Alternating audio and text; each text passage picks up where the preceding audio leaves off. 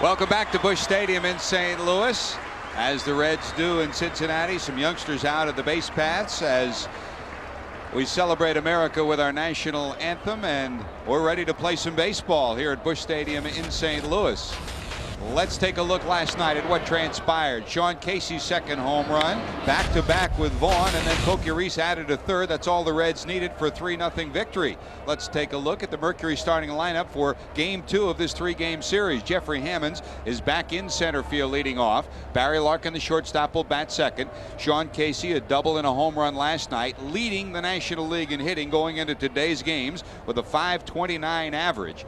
And Vaughn came through with a 2-for-4 night last night, as well as his second home run of the year. He's in the cleanup spot. The switch hitting Dimitri Young will bat fifth. Eddie Taubensee, with a right-hander on the mound for St. Louis, will catch. Chris Steins will play third. Pokey Reese, the second baseman, bats eighth, and Brett Tomko, the pitcher, bats in the number 9 position. The young right-hander for the St. Louis Cardinals, Jose Jimenez. Jose Jimenez has got a pretty good sinker out there. He was a 1998 last year, the pitcher of the league in the Texas League, and had a pretty good record. He did. 3.1 earned run average, 15-6 record overall. A lot of people thought that he would start the season in AAA and get a lot more experience down in the minor leagues before being pressed into Major League service. But when you lose the 2 top pitchers on your pitching staff, Alan Bennis and Matt Morris, Tony La Russa had to dig deep, and he got this man who's got pretty good talent. The Reds saw him last year, 3 innings. They didn't do much with him in the time they saw him, and really looked for only 2 different pitches from him. He's got a hard sinker that he just really goes to about 90% of the time, a little bit of a slider that'll cut away from right-handers, but it'll be a tough task for him today unless he learns how to change speeds, because this Reds ball club, a very good fastball hitting team. 25-year-old right-hander who made his debut in September, and the Reds are ready to get rolling. Sean Casey, the man of the hour last night. He ignited the Reds with a leadoff home run in the 7th inning that gave Cincinnati a 1-0 lead, and Jeffrey Hammonds would like to do the same this afternoon. Hammonds will lead it off. Larkin and Casey will follow here in the 1st inning. Vaughn, a couple of hits last night, including home run number 2 for him. Bright sunshiny day right now. There was some rain overnight, some clouds in the morning, and there's some more rain coming later this afternoon. So the Reds hope that they can use this window to get victory number 2 on the year. The umpiring crew for today: the crew chief Frank Pulley's behind home plate. Charlie Williams is over at first. Greg Bonet is at second, and Jeff Nelson is your third base umpire. Nelson had a 2-hour and 15-minute game last night, so the pressure's on the crew chief Frank Pulley to come in similar to that. What a crisp game it was last evening. Pete Harnisch was in control. That's a little bit low. 2 balls and 1 strike. The Reds, after the victory last night, 1-3. The Cardinals 2-2. Strike on the outside corner. It's 2 balls and 2 strikes. Can Brett Tomko do the same thing as he goes over signs with Eddie Taubensee that Harnisch did last night? He sure hopes so.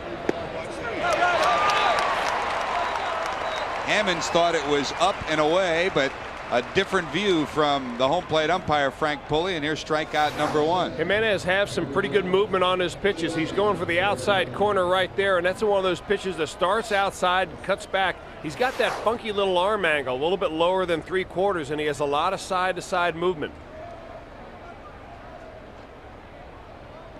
Here's the Reds captain, Barry Larkin. Larkin, 176 on the young season. The Reds, in addition to the great pitching last night from Harnisch, came up with some pretty good defense too. Double plays got him out of trouble twice. Hit pretty good center field. J.D. Drew on his horse. Warning track, got it. He moves smooth out there. He probably will play mostly in right once Ray Langford is back, but he's filled in well in center. Here's a look at Drew on the move. Well, Drew, you talk about his offensive sweet swing he has, but boy, he really gives you the confidence that any ball that he can get to, he'll bring in. Very smooth outfielder. Reminds you in the way he plays much in the way of Mike Cameron. Both of those guys very confident in the way they go about their fly balls. 2 away, and here's Casey. Sean last night, the star for the Reds, offensively igniting them in the 7th. And the interesting story is the home plate umpire Frank Pulley was at first. In the 6th inning, the bottom of the 6th, Pulley said to Casey, standing by first base, hey, we need a run. Somebody's got to get a run. So it was a 0-0 game at that time. And Casey turned to him and said, I'll get you a run. And he came up to lead off the next inning and drilled a home run to left center. The Reds are on their way to a 3-0 lead. How about this? That's going back. It's going to be gone. Sean Casey ignites it with home run number 3. Around the batting cage today, they were saying, can Casey pull? And everyone with the Reds was saying, yeah, just give him some time. Boy, does he pull this one. 1-0 Cincinnati. The Reds have the lead. Home run number 3 for Sean Casey. Well, Sean's got 3 home runs on the year. You're right, George. The first one was down the left field line on opening day, a slicing home run. The next was last night to left center field, and this time he gets the bat head out and pulls it. No question about that. That is his wheelhouse right there. He told me last night anybody pitches him down is going to find themselves in some serious trouble. He's getting used to the high fives and the congratulations. Sean Casey, home run number 3, and here's Vaughn. They went back-to-back last night. Can they do it again? Hit pretty good to left, going back to the warning track, to the wall, and there to make the catch is McEwing. Vaughn tried to duplicate, didn't do it, but Casey gives the Reds a 1-0 lead. To the bottom of 1 we go. Polanco, Drew, and McGuire due up. Let's check the Mercury starting lineup for the St. Louis Cardinals of Tony La Russa. Placido Polanco is your second baseman. He'll lead it off. J.D. Drew bats second. Mark McGuire's fresh off his 70 home run season of a year ago, hits in the 3 spot. The former Red Eric Davis cleanup. Fernando Tatis hits 5th. He's got 3 home runs already this year, tied for the league lead. Sean Dunston, the former Cub, is your shortstop today. Castillo, the catcher, McEwing in left, and Jimenez, the pitcher, bats in the number 9 spot. Here's Brett Tomko, the Reds right-hander. Oh, Brett Tomko would like to turn it around, and right now the Reds have gotten him a run. For Tomko, it's really a matter of harnessing his emotions out there. He calls himself having some mechanical problems on opening day. I think some observers thought that he was just simply trying too hard and jumping at the hitters. If he can relax a little bit, Brett Tomko can be as good as anybody. Tomko 0-1 this year. Delivers to Polanco, left center. Hammonds under it, has it, and there's one away. Let's check the defensive alignment for the Cincinnati Reds. Jeffrey Hammonds is in center field today. Greg Vaughn on our forward defensive alignment is in left. Dimitri Young is in right. Chris Steins gets his first start of the year. He's at third for Aaron Boone, who's still nursing that viral infection. Larkin, Reese, Casey as usual around the infield, and Eddie Taubitz gets the start with the right-hander going. There's the Reds' jack of all trades. Chris Steins at third today. J.D. Drew. Last night, Drew had a base hit, a single to center that almost gave Pete Harnish a haircut. He had a 1-for-4 night and 2 strikeouts. Loop to left, Vaughn coming over, and he holds on. Wow. Nice catch, Greg Vaughn. He got a late break on it, but closed fast and robs Drew of a base hit. Another look. He did get a late break, but the ball held up there just enough, and good effort by Greg Vaughn. You see him go down, and of course on natural grass, Vaughn would rather play on natural grass. Anybody would. Not afraid to go down, leave his feet, and make a nice catch. Here's Big Mac against Tomko. 2 out, bottom of the 1st. Breaking ball down and away. Harnish last night struck out McGuire, gave up a single to left, struck him out, and then McGuire ended the game with a fly ball to the warning track in right. In his career, McGuire 3 for 11 against Tomko.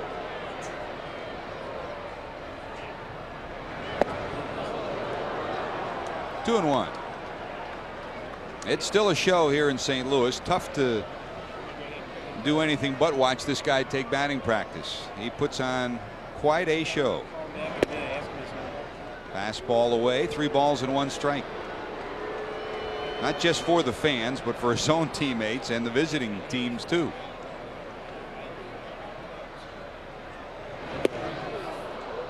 I mean, it's just that Mark McGuire in batting practice hits the ball so much farther than anybody else on the field. Yeah, other guys are going to hit home runs in BP, but he's regularly reaching the upper deck. It absolutely is amazing.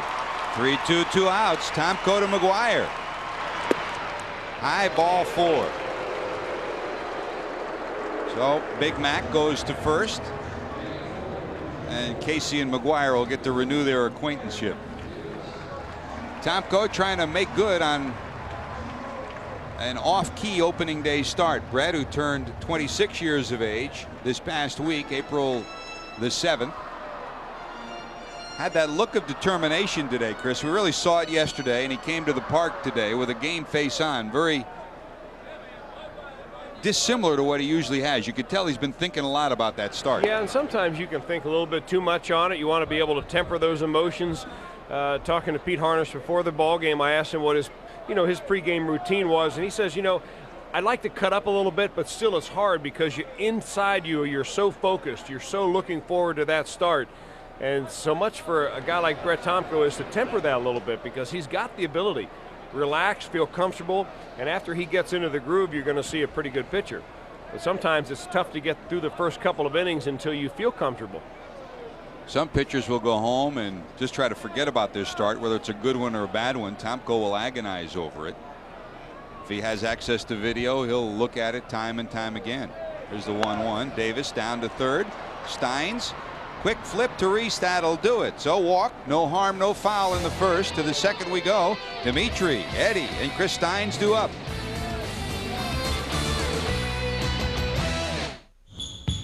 Supplemental insurance. Without it, no insurance. Here's Dimitri, who go to the top of the second. Young, Taubensee, Steins due up. Dimitri in at a cool 375 this first week of the season. Tatis in tied at third. The right fielder, Eric Davis, pulled around a step or two towards the line. In center field, J.D. Drew plays Dimitri Young straight away. That's down and in. 2 balls, 1 strike. You see Drew just a shade towards left, with Dimitri, who'll use the alleys. He's going for the seats with that one. 2 balls, 2 strikes. Former Cardinal farmhand who was a former #1 pick here in St. Louis and won a batting title at Louisville for the Cardinals at AAA before the Redbirds moved their AAA team to Memphis. By the way, down in Memphis this year for St. Louis, 2 former Reds, Thomas Howard, Eduardo Perez, on their opening day roster. They each homered in the first game for Memphis at AAA for St. Louis. Eduardo still trying to recover from off-season wrist surgery, and Thomas Howard was with this club until the final days of cutdown and ended up down at AAA. 3-2. Corked right at the second baseman. Polanco will throw him out. Let's check our 4 defensive alignment for the Redbirds from St. Louis. Polanco's at second. Sean Dunston gets the start at short. Tatis at third. He came over last year from Texas in July. And of course McGuire at first. The outfield, Joe McEwing, was kind of like Steins for the Reds. He plays everywhere. Drew in center, in for Langford, who's still on the DL, and Davis in right. And Castillo over from the Mets is behind home plate. Luis Castillo, not a youngster, 29 years of age. He can catch and throw, and that's what the Cardinals wanted in the offseason. They wanted someone to back up Marrero, who they knew could catch and throw and do it well. Here's Eddie Taubensee, 2 for 10 on the young season.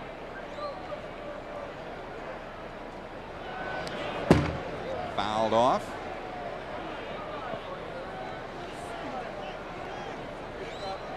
Eddie sat and watched like all of us and marveled at Pete Harnisch last night, and he's trying to pump up Brett Tomko today, saying let's keep it rolling before the game.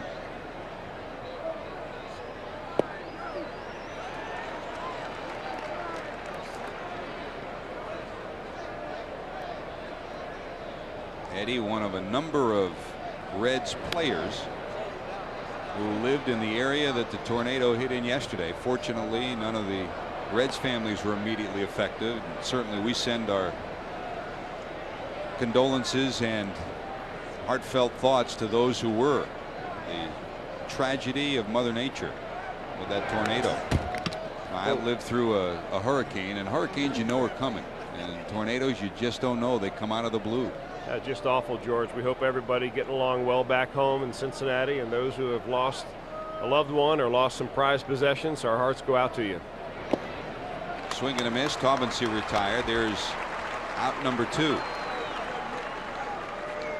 Eddie lives in that area. Hal Morris, Brian Johnson, a whole bunch of folks. In fact, you know, and you would expect this too. Eddie Taubensee's wife Renee and Hal Morris's wife Megan, they were fine, but even though they have families of their own, they went to one of the aid centers to try to help folks out. And that's one of the great things about Southern Ohio, Northern Kentucky, and Southern Indiana. People help each other, and it's sure coming out this weekend.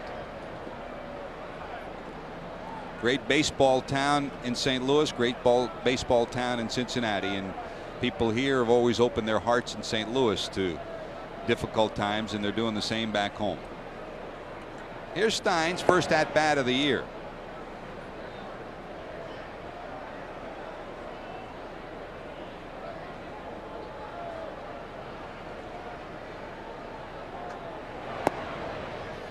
Breaking ball down and away. 2 balls and 2 strikes. Other game underway in Pittsburgh. Cubs 3 in the second. Lead Pittsburgh 3-1. Top of 3. The Expos got a run in the bottom of the first north of the border. They lead the Mets 1-0 now in the second inning. American League, Kansas City 3. The White Sox 0. Bottom of 1 at Chicago. Baltimore 1. Toronto 0. Top of 4 in Baltimore. And the Yankees lead Detroit 1-0. Top of 4 at Yankee Stadium. Great to see Yogi Berra throw out the first pitch back at Yankee Stadium yesterday. Mended fences there with Mr. Steinbrenner. After 14 years. Never thought I'd see it, really. Missing outside, 3-2.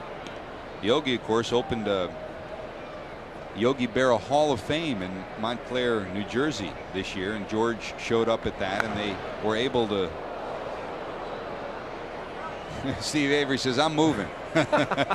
Usually, you know, when you're in a third base dugout with a right-handed hitter up there, you can usually get pretty comfortable. But with Chris Steins, maybe he is a little bit ahead of that fastball. Good scoop by Dunston, and he's got a cannon. He throws him out. 1-2-3 for Jimenez in the second. To the bottom of 2. Tatis, Dunston, and Castillo due up. Thanks to Casey's home run, it's 1-0 Reds. Reds baseball on Fox Sports Net Ohio, brought to you by Boomer's Products, barbecue sauce and salsa, supporting a cure for cystic fibrosis. By your local Jeep dealer. By JTM for your quality times with family and friends. And by the Ohio Lottery. Feel lucky?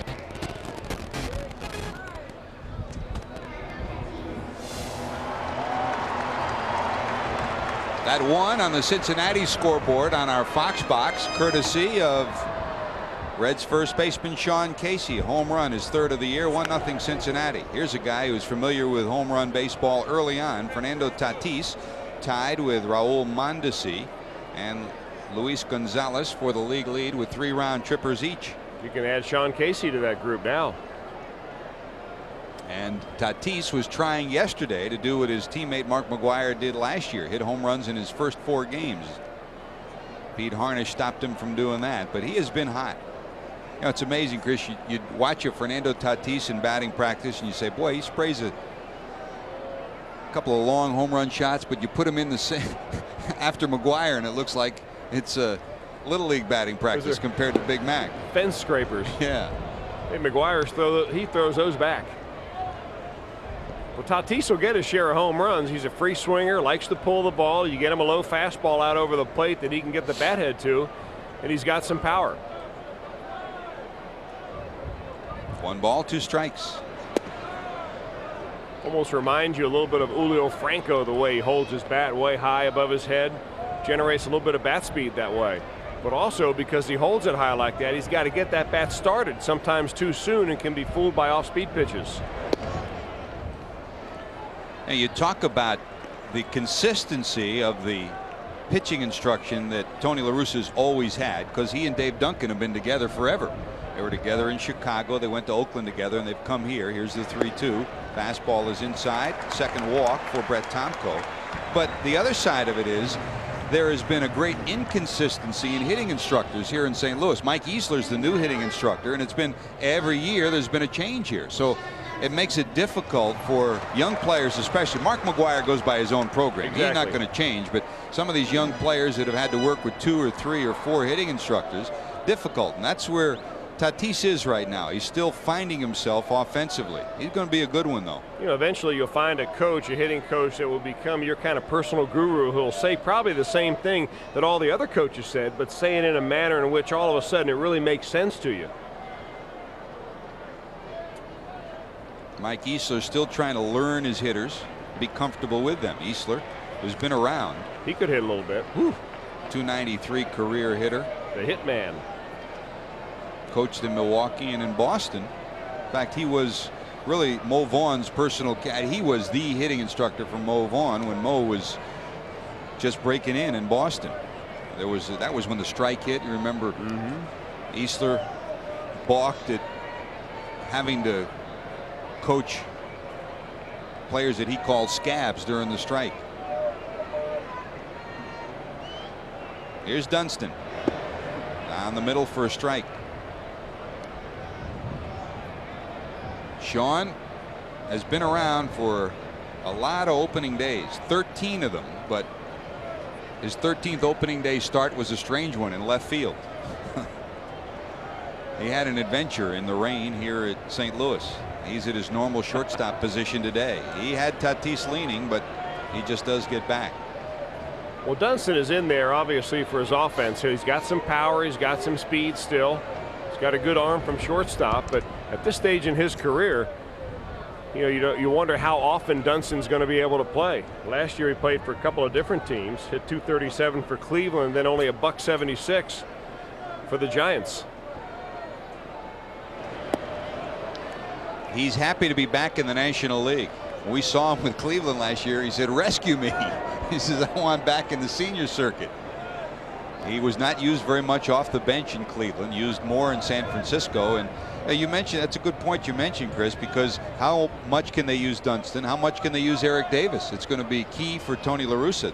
Neither of them can play every day. Yeah, it's not going to be one of these years for La Russa where he can put that same starting lineup in there every day. I mean, it's not really a matter. For instance, the advantage that Jack McKeon has, that he could play the same lineup if he wanted to, but today he gets Chris Steins a start. Hammonds has been starting last couple of days in center field because he wants to work his extra guys in there. But La Russa, on the other hand, he has to, because the bodies of these guys can't take the day-to-day pounding. Like, the problem for Jack McKeon will be finding at bats for people like Sweeney and Morris and Hammonds and Tucker. It's not an easy job for the Red skipper. 1 ball, 2 strikes.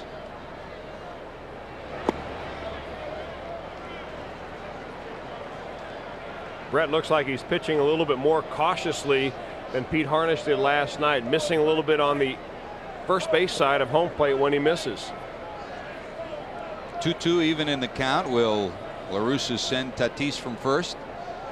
Dunston over the years has shortened his swing measurably. You see that it's just a quick delivery of the swing from a hitting position. It was a much more looping swing early in his career. Talk about misunderstood guys. This may be one of the most misunderstood guys we've seen. Yeah. You know, people have said he's a complainer, he's a moaner. He just likes to play. Sometimes he'll say things before he thinks about them. There goes the runner, fouled off. The hit and run on. La Russa understands that they didn't have any offense last night. He's trying to manufacture it today. And especially once you get by McGwire in the lineup, you're looking at guys that really, other than Eric Davis and Tatis, you get by them, and Tatis he's on first base. You got Dunston, Castillo, McEwing, and the pitcher. That's not exactly the bottom half of the order that you think is going to load you up on a lot of runs. So he's got to manufacture whatever he can. Asked Tony yesterday what he needs. He said, "I need a healthy Ray Langford." Boy, do they ever. That fills out this lineup measurably when he's in there. Langford's due to come off the disabled list tomorrow. He said yesterday that he's still at least 2-3 weeks away from being able to play on an everyday basis. And that's got to chap the Cardinals like nothing else. I mean, after all, it was Langford that went to a doctor who was not a team doctor to get his knee operated on in the winter. And it wasn't even an arthroscopic job. It was one of those cut open deals. And now he's got to tell the ball club when he's able to play. They are some kind of seriously upset about that. 2 balls, 2 strikes as Langford looks on.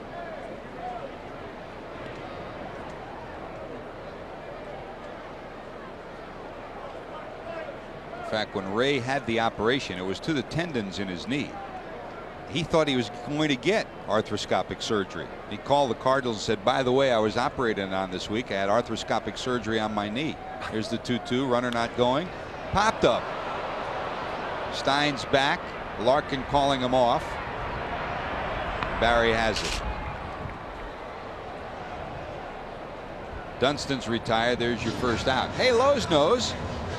Reds have won 12 of the last 15 against the St. Louis Cardinals. That includes a 10-game winning streak from '97 to last September. Reds are 8-3 against St. Louis last year, and in the early going of this year 1-0. Remember, last year the Reds didn't play St. Louis till halfway through the season. It was right before the All-Star break. Seems strange. This year they get the series here in St. Louis, done by July. One of the thrills of last year was being around in September, the last week of the season. And back-to-back series, the Reds were here as McGuire was chasing the home run record. He hit number 60 off Dennis Reyes. And then the day after the Reds left, he tied and then surpassed Roger Maris. Came to Cincinnati the first day after surpassing Maris. Castillo fouls it off for 1 strike. Castillo pretty good behind the plate defensively. He's got a good arm, works with the pitchers very well. He was with the Mets last year, but he won't give you much from the offensive standpoint. He only batted .205 last year. A couple of home runs and 7 RBIs total for the Mets. As a 29-year-old, his career major league average is 198. That tells you why he's up here. They may have to rename the Mendoza line. Or that will live forever in infamy. I think it will. I think it will. Once you lay claim to it. Here's the 0-1. Tatis going. Fouled off the end of the bat. He had the base stolen. He had a great jump on Tomko. Reds baseball on Fox Sports Net Ohio, brought to you by First Star, proud to be the official bank of the Cincinnati Reds. And one of the reasons Tatis had such a big jump, it was a nice breaking ball, a slow curveball by Tomko that during his last outing on opening day, George, it didn't really seem that he had good feel of. He was just kind of spinning that pitch up there. As I recall, when Tomko has his best pitching days, he's able to get that curveball over, and it's a difference in spin and velocity that really gets a hitter out on his front foot. When he tries to overthrow it, it rolls up there a little bit and becomes much more hittable. No balls, 2 strikes, 1 out. Tatis not going. That's a called strike on the outside corner. And Castillo's punched out. Strikeout number 1 for Brett Tomko, and that'll bring up McEwing. Nice sequence of pitching right there because he mixed them up very well. After a slow curveball comes right after with a fastball on the corner up around 90 miles an hour, and you locate it like that to the number 8 hitter in the lineup or 7 hitter in the lineup, and more than likely you're going to get him out.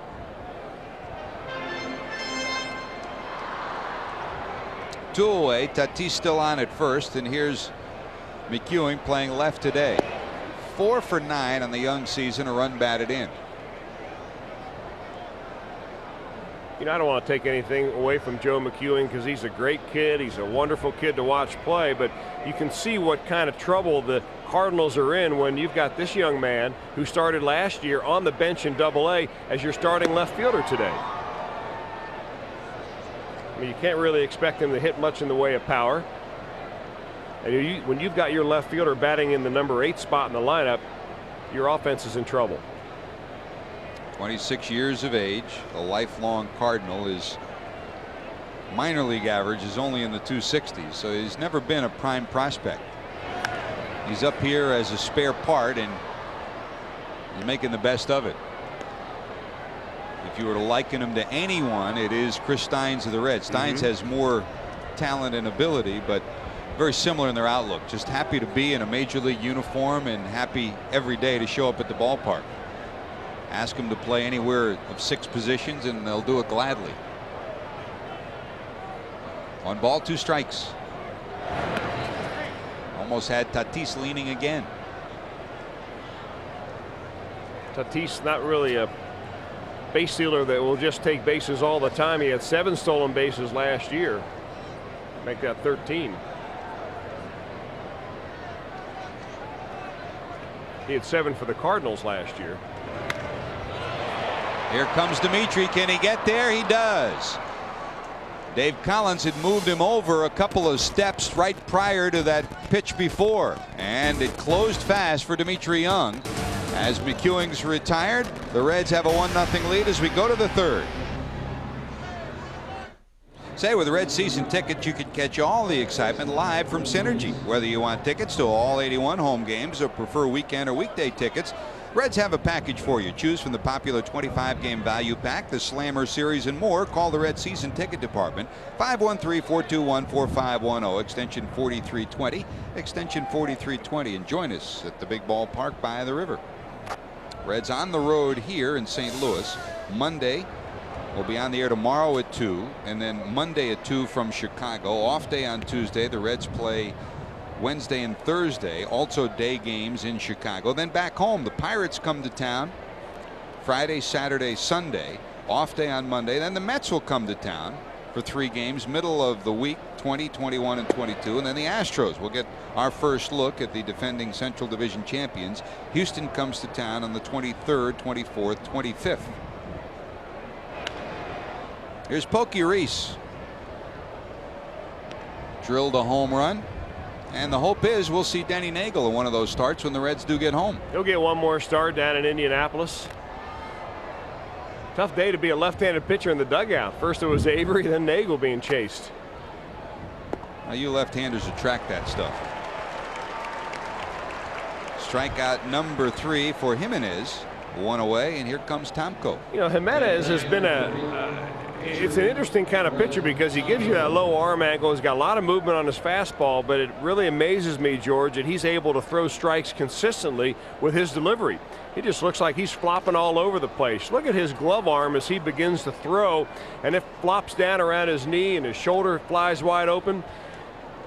It amazes me, number 1, that he can throw strikes, and number 2, that his arm's going to remain healthy, because it looks like to me that that's the kind of delivery that puts a little extra pressure on the shoulder. Time will tell. Off the plate, Tatis throws him out, 2 away. Reds baseball on Fox Sports Net Ohio, brought to you by your local Ford dealer. Here's the delivery. Most pitchers, Maddox's, Randy Johnson's, Roger Clemens, that glove when they throw will be up around the chest, tucked in by the torso. Jimenez, as you see, he flops that baby down around his knees, and when that happens, your front shoulder flies open. And of course, that's the number 1 problem that most pitchers go through at one time or another, is they have that front side fly. They have talked about a number of deals the Cardinals have involving potential number 1 starters, and also the Fernando Vina talk about a second baseman, and Jimenez's name keeps popping up. Ibar's name keeps popping up. And there are some people. That's a fair ball. Hammonds drills it into the corner. Big turn at first, heading for 2, and he'll cruise in with a 2-base hit. So Jeffrey Hammonds gets his first hit of the young year after striking out looking his first time up. Tatis was up tight, guarding against a possible bunt even with 2 outs, and that proved to be the difference on this ground ball that gets by him. Well, Hammonds is a swinger. He's up there to swing the bat, not necessarily work the count, especially with 2 outs. And he gets one of those sinkers that comes in on you right there. And Tatis will probably, with right-handers up, pretty much shade that line, because when Jimenez decides to go inside, that ball will tail in. A lot of ground balls down the third baseline. Here's a runner out there for Barry Larkin. Larkin,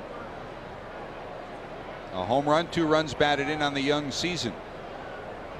Shows you talk about speed, and there's another example of what speed can do. Had it been a normal base runner, then Tatis would have been deep, but he was even with the bag, and that enabled that extra 10 feet. You see where he's playing now against Larkin, 10 feet deeper. Had he been there, he probably would have been able to get the ground ball and have a chance at throwing out the speedy Hammonds. 1-0 to Larkin. Outside for a ball.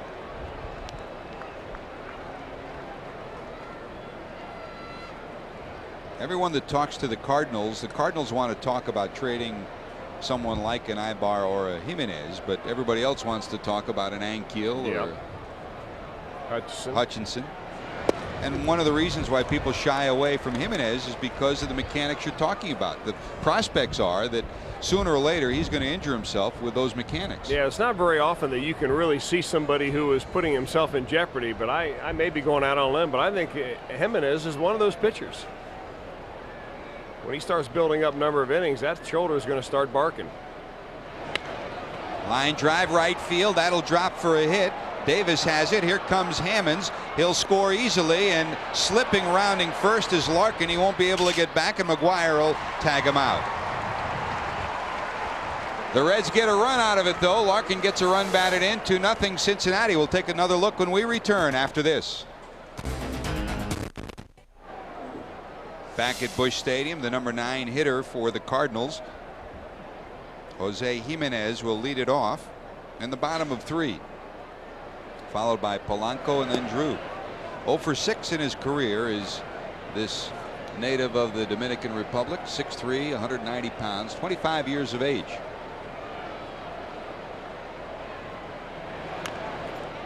He wasn't one of those shortstops from the Dominican Republic. No. You can tell the way he's swinging there. He could have been a shortstop. And for defensive purposes.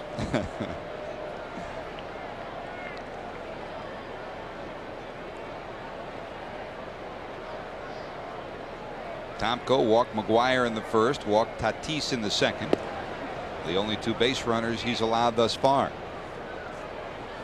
Boy, you went home last night, Chris, after we left the ballpark, and you sitting down in your hotel room. Here's the 1-2 slap foul, and you look at the score sheet on Pete Harnish, and it was impressive as we watched it. And when you look at it again last night, time and time again, 26 first pitch strikes to 32 batters. He was pumping strikes at the Cardinals all night long. You know, and it's one of those rare situations too, and even Pete admitted it today. He goes, you know, you only get that couple of times a year when you feel like you have the stuff in which you can throw your breaking ball and all your pitches where you want to in the strike zone.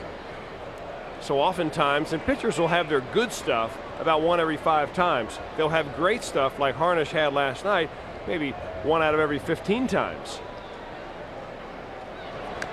3-2 fouled off by Jimenez, and that's how mortal people look at Greg Maddux. It seems like he has that every time out. He doesn't, of course, but what he has is that much better than everybody else. He has it every time out. 3-2. Pokey Reese. And there's 1 away. Another look at Barry Larkin's run scoring base hit. Look at this. They pitched him away, away, away. So you know that's what he's looking for. He's trying to go to the right side. He does. That gets the run in. They do nail him off first as he slipped. You can't see it right here, but he skidded that skid mark on the right. It was heavily watered before the game today and lost his footing, and by then he was a dead duck. But he got the run in.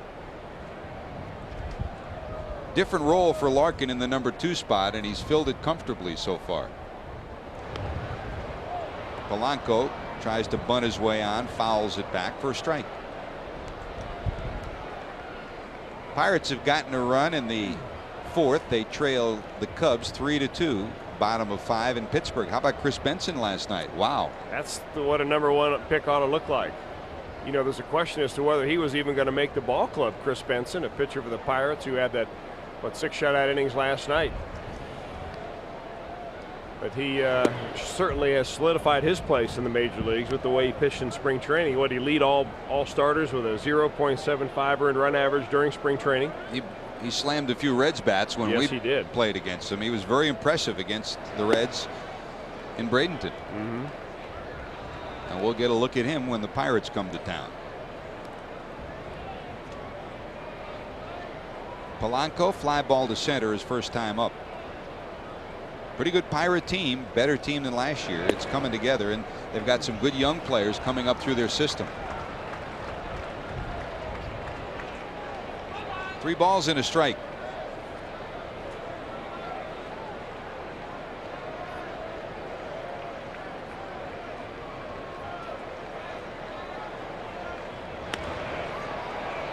Reese back, Young in, Dimitri has it. 2 away. This copyrighted telecast presented by authority of the Cincinnati Reds may not be reproduced or retransmitted in any form without the express written consent of the Reds or Fox Sports Net Ohio. You need confidence as a hitter and confidence as an outfielder too, and Dimitri said it. The 2 assists that he had on opening day, he said, you know, I really needed that. I wanted to get started in a positive way and feel good about my defense. And he did. Here's J.D. Drew, line to left, his first time up. A diving catch by Greg Vaughn in left.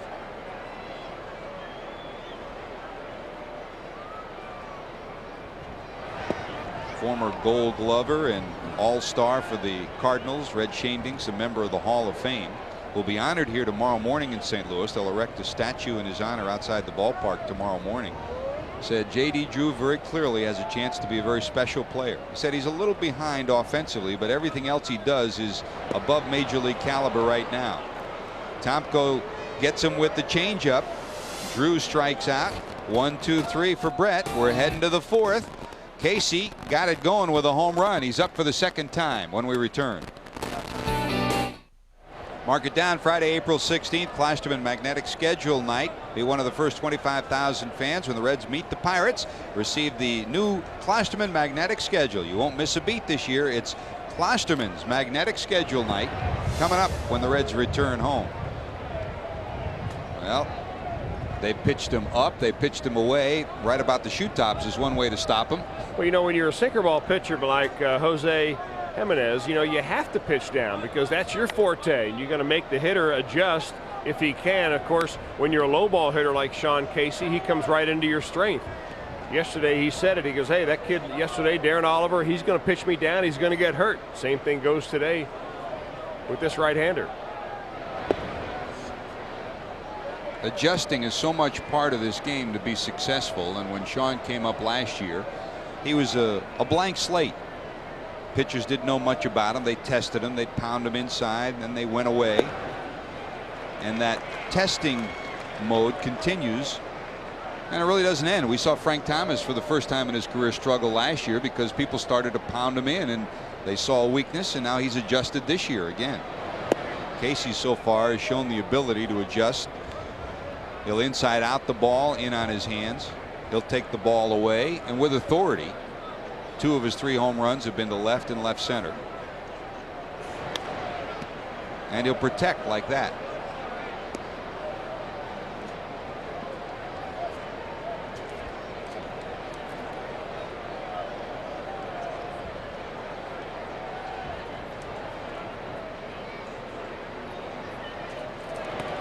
In the dirt, the 3-2, and there's a walk. A look at Casey's home run from last night away, and is from today a pull as you look at our Ohio Lottery instant replay. You saw where the pitch was down and out over the plate. That one was down and inside. Got the bat head through on that baby. Base runner on for the Reds with Casey is Dave Collins, the first base coach for the Reds, and over in the third base coach's box is Ronnie Oster. Here's Vaughn. Vaughn last night went back-to-back with Casey, and he almost did it again this afternoon. He hit a line drive to the warning track and left after Casey's home run.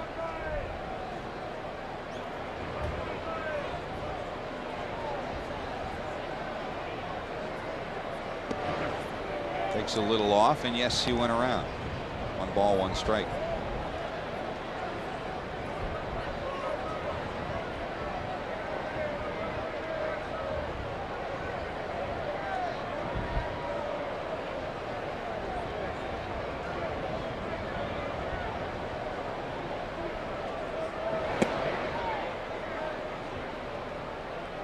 If you're a guest hitter, and most every hitter is, if they don't call themselves guest hitters, they'll say, well, I think along with the pitcher.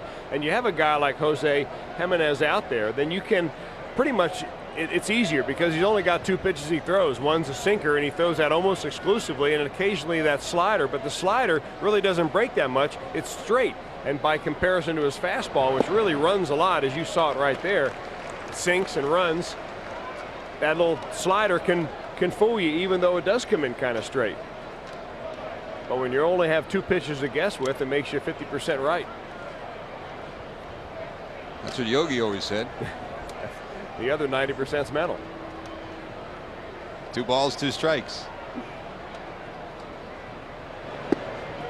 On the corner.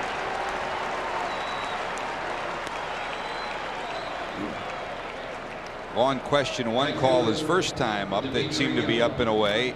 This one right on the outside corner. Is it a strike? Jimenez has really made some pretty good pitches. This is a good one right here if it catches the corner. Pulley says it did. Starts outside, comes back. That looks almost like a Greg Maddux type of a fastball where you come right out the back door with it. 4 strikeouts for Jimenez. Here's Dimitri Young, who grounded to second. The man behind the plate, Frank Pulley, the crew chief on this crew, was one of the highest rated umpires in that recently released survey of Major League Baseball players. In fact, it was very interesting because Baseball America last year had a survey, and Pulley was in the top 5 in both of those surveys. And the guy at first base, on the other hand, Charlie Williams, is in the bottom 5, so on the same crew. So take your pick. How much credibility do you put into that survey, the Players Association survey? I don't see any reason why we can't survey. I mean, they survey players, they survey best tools, they survey broadcasters, they survey general managers. I mean, you take it with a grain of salt. I do think a lot of it has to do with demeanor, not just ability. Yep. I mean, in my mind, Bruce Fleming is one of the best umpires in baseball, but there are some who do not like his demeanor, and I think some players would rank him lower than his ability because of demeanor. Joe West is another would fit in that category. I do think you need checks and balances, and the umpires have not had and been subjected to checks and balances to this point. I think we're moving towards that. I mean, the umpire's contract will end at the end of this year. We're heading towards a showdown probably for next year. We may go into the new season next year without an umpiring contract or with some kind of a labor battle looming. That will be very interesting to see how that plays out. 1 ball, 2 strikes to Dimitri. McGuire playing behind Casey at first. In the dirt, Casey's not going anywhere. It's very clear that the intent of Major League Baseball is to take both the American and National League umpires eventually and move them under one roof, not have them be separate entities unto themselves. That will be fought by Richie Phillips and the Umpires Association.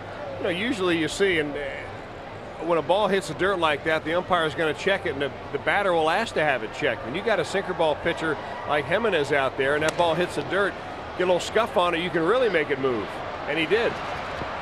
Got a ground ball out of it.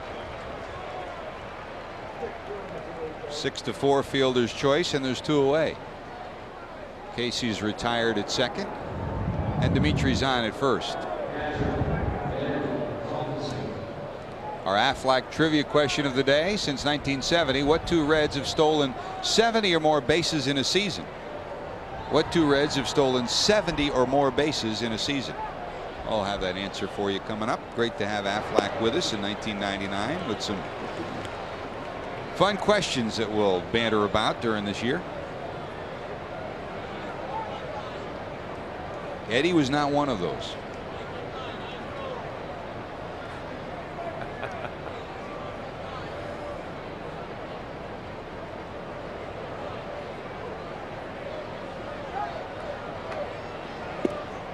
Ricky Henderson, the all-time stolen base leader, now leadoff hitter with the Mets, but the guy whose record he broke was right here, Lou Brock of the St. Louis Cardinals. Henderson passed him in the 80s, and now Ricky closes in on 1,300 stolen bases. John Olerud had a great line the other day after Henderson had 2 home runs and 2 doubles, and he said, "Ricky, you're not doing your job. Keep hitting home runs, you can't steal bases." Ricky wasn't sure if he was joking or not at first. You can hard to tell with Olerud sometimes, isn't it? Popped up. Tatis. He dropped it. That's an error on Tatis. And now let's see if Eddie Taubensee can make good on it. You know, you can almost see this coming. He's looking up into the sun. The wind is blowing hard in from right, and it keeps drifting and drifting, but in and out of that pocket. Need to get the goat head out of that glove.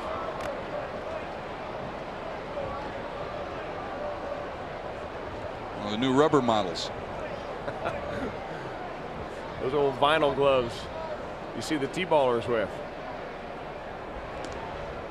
Let's see if Taubensee can take advantage of the extra life. Eddie 2 for 11 and a home run at 182 in the young season.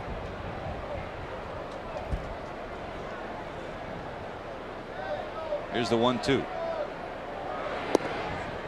Down and in 2-2.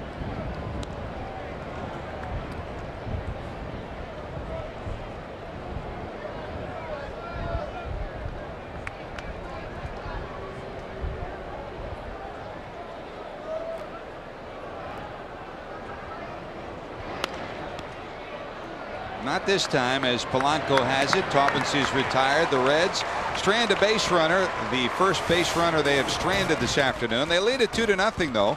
We're heading to the bottom of 4. McGuire due up first, so they're sitting in their seats waiting for Big Mac. Reds baseball on Fox Sports Net Ohio is brought to you by your local Ford dealer, by First Star, your bank without boundaries, and by Advance Auto Parts. The best part is our people.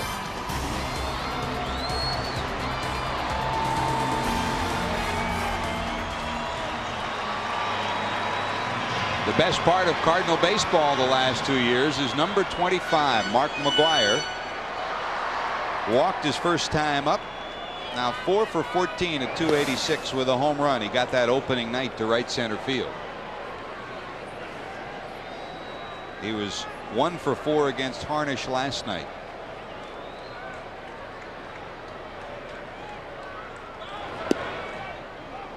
Ball and a strike.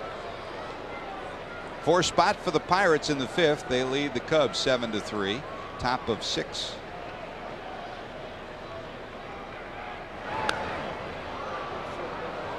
You know, Pete Harnish pitched McGuire so well last night by being able to spot his fastball, but also throw a lot of changeups.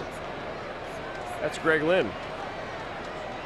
And He's the same smart. thing that Tomko's doing today, changing speeds on him. To McGuire and J.D. Drew, both very good fastball hitters. Just missed that. He hit it a mile in the air. Vaughn under it. That went above the top of the stadium. He just missed it by an eyelash. 1 away.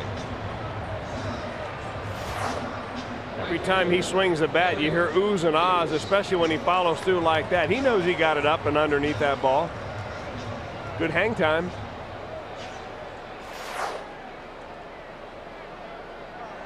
One away, and here is Eric Davis in the 4th spot in the order. Eric grounded to 3rd, his first time up. What a year the former Red had last year. Comeback player of the year. Hit in 30 straight. This coming back after his surgery for colon cancer. And not only did he perform on the field, but he's added support to his friend Darryl Strawberry and to so many causes.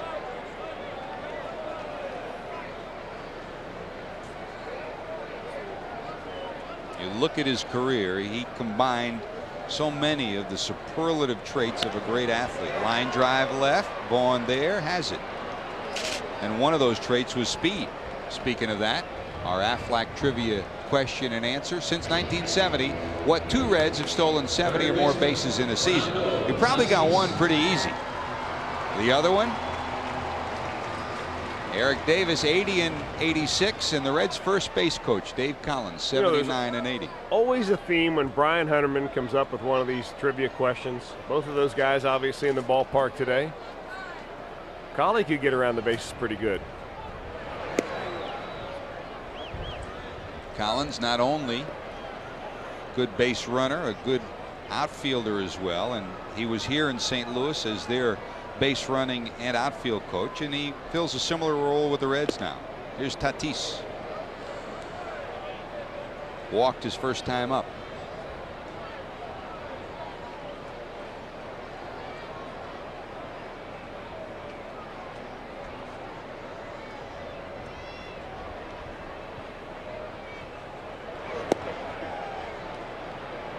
A much improved Brett Tomko this afternoon over opening day.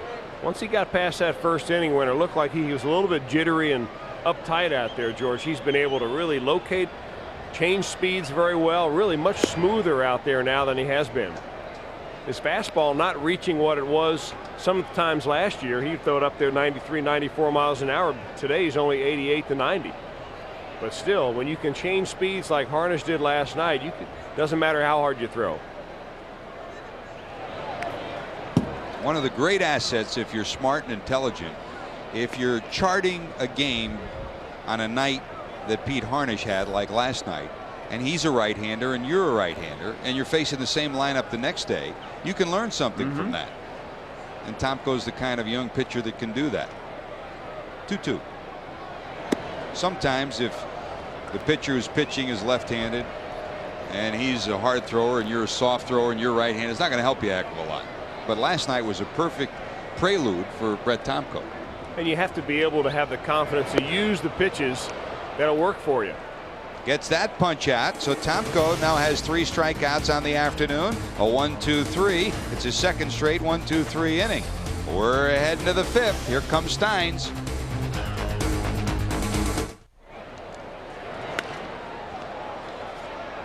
First pitch swinging. Chris Stein sends it to center field. J.D. Drew is under it, and there's one away.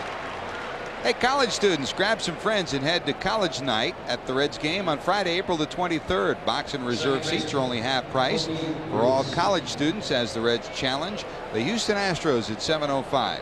Looking for a great night of fun and excitement? Get your tickets in advance of game day to take advantage of this special night. For college folks, Friday, April the 23rd, 7:05, Reds against the Astros. I guess you still have to pick Houston as the favorite in the Central, even though they've lost Moises Alou for a portion of the season. You know, George, I don't know. I guess on paper, yes, because they've got good starting pitching. Larry Dierker, a good manager, and of course you got Billy Wagner to be able to finish off games. That's one ingredient the Reds don't have yet, is that closer that you can go to every game. Ouch. Got Pokey in the forearm. Looked like a glancing blow, though. He appears to be okay. He'll shake it off, head down to first. But I still think that that ball club, if Ken Caminiti can't come out and play every day, they're awfully right-handed. You really thought in spring training, in the offseason at least, I thought they were going to sign Roger Clemens. And if they had, that certainly would have given them a leg up. Losing Randy Johnson, not signing Clemens, helps everybody else in the division. Caminiti holds a big key if he does come back and is healthy. Tomko show and bunt, takes it up high. Brett already has one sacrifice successfully in '99. They'll produce runs, no doubt about that.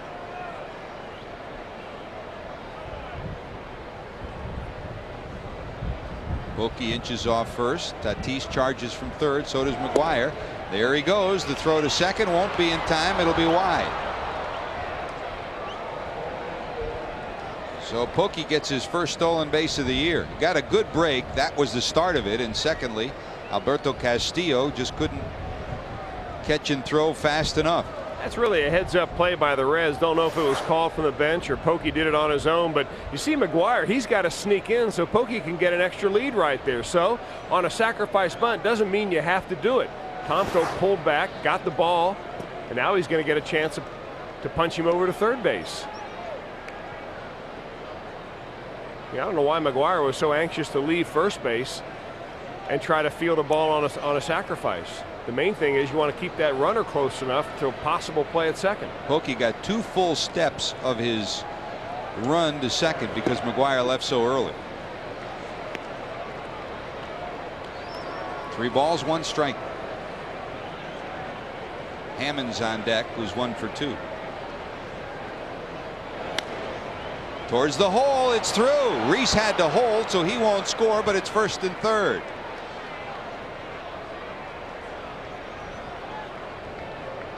Pokey had to wait to see if Dunston could get to it. He couldn't, so Tomko will get a base hit. And the Reds have 1st and 3rd.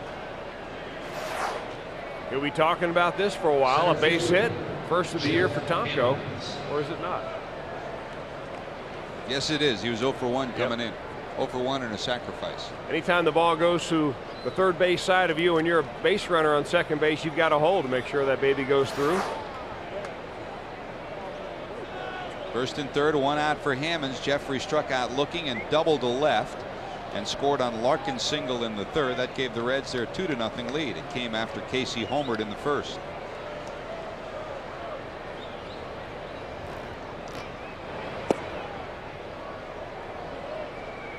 There is no action yet in the Cardinal bullpen, but just looking at the mechanics of Jimenez in this inning, appears to be laboring a little more than he had in the first 4.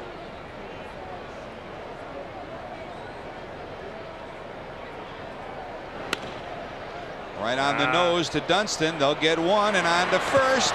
Yes, they call him out. Charlie Williams called him out. Dave Collins took a long look at him. Hammonds doesn't think so, but it goes as a DP, and the Reds are robbed of a run. We're heading to the bottom of 5. Dunston, after starting the DP, will lead it off. Mark this down on your calendar. 2 o'clock tomorrow and Monday. Tomorrow, Reds and the Redbirds go at it again, the final game of this series from Busch Stadium in St. Louis. It'll be Jason Beret against Donovan Osborne. Then on Monday at 2 o'clock, the Reds against the Cubs. We go to Wrigley. Steve Avery against Kevin Tapperty. Then we're back on the air Sunday, April the 18th at 1 o'clock. The Pirates at Synergy against Cincinnati. Hope you join us on Fox Sportsnet Ohio. Tomko against Dunston. Sean popped to short his first time up. Dunston, Castillo, and McEwing due up. Pirates 8-3 now over the Chicago Cubs, bottom of 6 in Pittsburgh.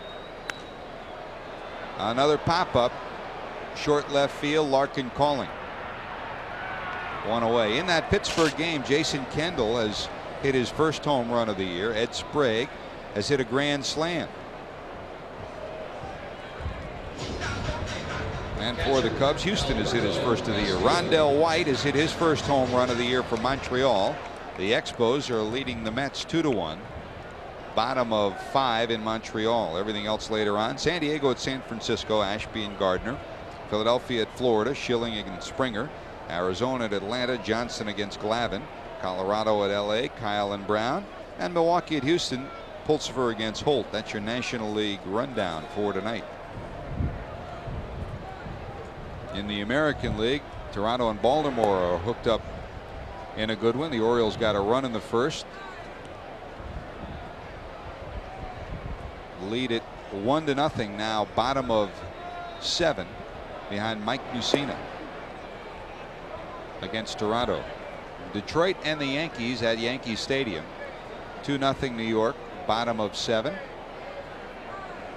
Moeller against the Rocket, Roger Clemens. How about Chili Davis? 2 home runs. He hit one yesterday. Now he's got 3. He hit another one today. Scott Brocious has hit his second. Center field hit pretty good. Hammond's on his horse. It's one hop off the wall. Alberto Castillo will have a 2-base hit. Well, last night it was Pete Harnish who spun his web. And here Brett Tomko allows a walk in the first, a walk in the second, and it's not until the 5th that he allows his first base hit, this double. Fastball right out over the plate for Castillo. Even a 200 hitter is going to hit it if you lay it right there for him, and it gets it into the left center gap. Hammonds can't catch up with it. Cardinals have a threat. Runner in scoring position, and here's McEwing with 1 out, and the pitcher due up next. Jimenez is in the on-deck circle. There is no one. Yes, there is now someone up in the bullpen for St. Louis. It's like Painter, Lance Painter. Yeah. McEwing, base hit towards the alley. Dimitri Young can't cut it off. The run will score. McEwen's going to try for 3. Rounding second. He'll be into third with a 3-base hit. So Tomko, back-to-back pitches, gives up a double, then a triple. The run scores, and it's now a 2-1 ball game. Well, Joe McEwen must have heard me getting on him earlier about not having any power. He finds a gap right here. Dimitri Young can't stop it before it gets by him out there, and it goes all the way to the wall for a triple. But realistically, if you look at Alberto Castillo and Joe McEwen, those are the guys in this lineup that should not do you any damage. And Brett Tomko making too many easy pitches to these guys. You can't let the bottom of this order hurt you, because you certainly don't want to get it going for guys like McGuire. Now let's see what La Russa does with the pitcher up. Only one out. Would he risk a squeeze? From the way Jimenez handled the bat the first time we saw him, it didn't look like he was that comfortable. In fact, now Rene Latchman at third whistles to him to step out and, hey, take a look at me.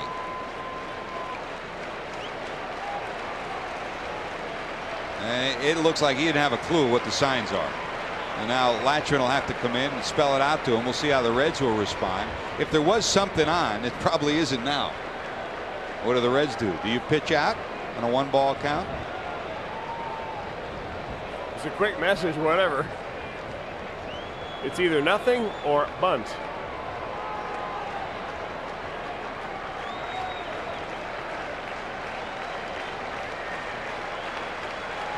Runner not going.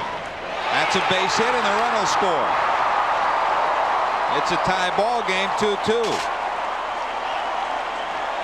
Well, after holding the Cardinals scoreless in the span of 4 pitches, this is a new ball game. We're tied at 2. That's the first major league hit for Jose Jimenez, and I've got to figure that if you're Jack McKeon or Don Gullett, they're about ready to tear their hair out, because these 7, 8, 9 hitters in this lineup should not hurt you. But you throw the ball right there, you're going to find yourself in trouble. Tomko's got to have a strikeout of a pitcher that can't handle the bat in a situation like that. Now to the top of the order. Jimenez on first. A double, a triple, and a single. It's 2-2.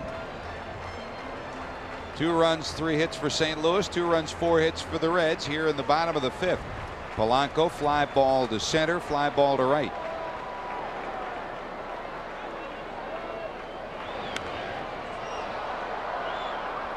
Hey, make those quality times spent with your family and friends the best they can be by serving JTM's barbecue, hamburgers, ribs, and more. Go to your local grocer today and pick up JTM quick and convenient mealtime solutions. First hit is a memorable one for Jose. Got a run batted in out of it too, and he's now in a tie game. Casey, does he have room?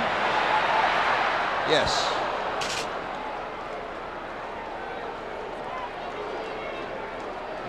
Two away, and here comes Drew.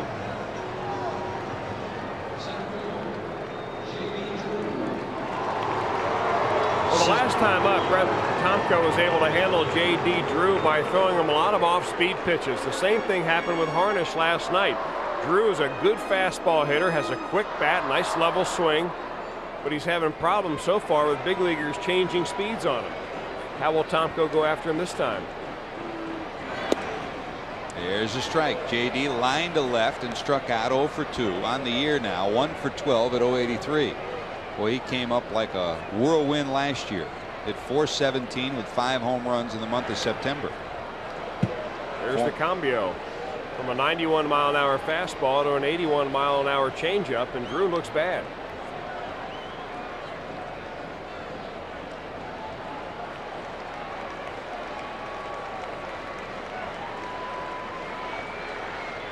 Oh, 2. Rounded foul. The count holds it. No balls and 2 strikes. Sustaining intensity. It's something that Brett Tomko has had difficulty doing the last couple of years. There are times where he'll just overmatch a hitter, as he did through the first 4 innings, and then here in the 5th with 1 out. The bottom of the order: Castillo, McEwen, and Jimenez. Hit pretty good to left. Does Vaughn have room? To the edge of the warning track, to the wall, and he has it. Drew's bid for the go-ahead RBI snuffed out by Vaughn in the corner. But we've got a new ball game. Larkin, Casey, and Vaughn due up. Back to square one. Reds go to work against Jimenez. Larkin, Casey, and Vaughn. Barry singled in a run. And a line drive to center, 1 for 2. Casey 1 for 1, a home run, and Vaughn 0 for 2. Popped up right side, heading towards the seats. It'll be out of play. A sea of red here in St. Louis, and a lot of the red has 25 on the back side of jerseys and jackets and everything else. That's the effect that Mark McGwire's had on this city.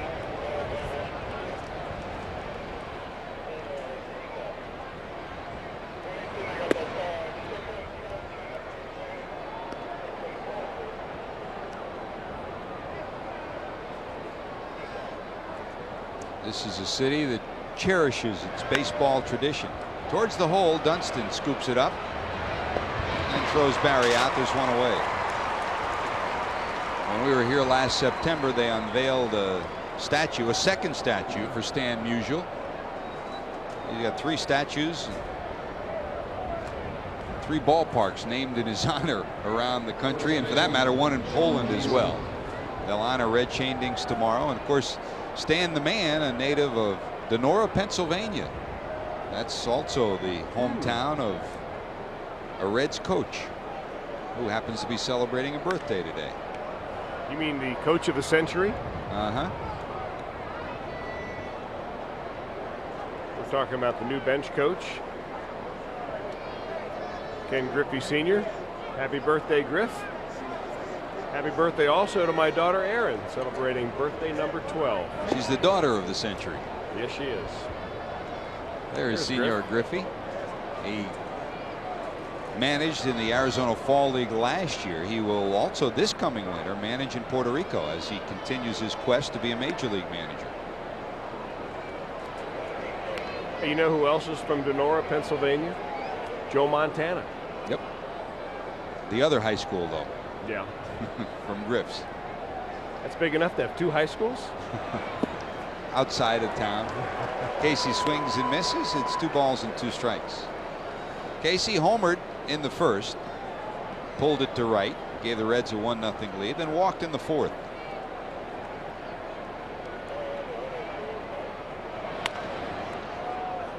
Woo, ticks a trippy hop, but Dunston still handles it. Kicked right off the edge of the grass, but Sean had it. There's 2 away.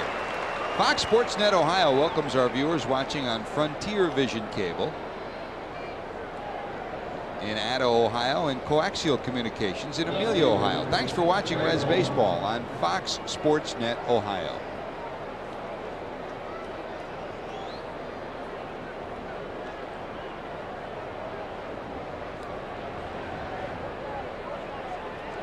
Two away. Here's Vaughn, lined out and struck out looking.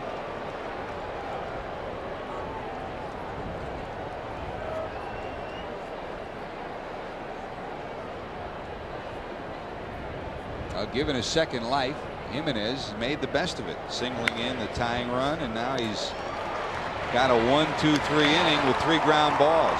His most effective inning of the day. 1-2-3. We're heading to the bottom of 6. Big Max ready to go.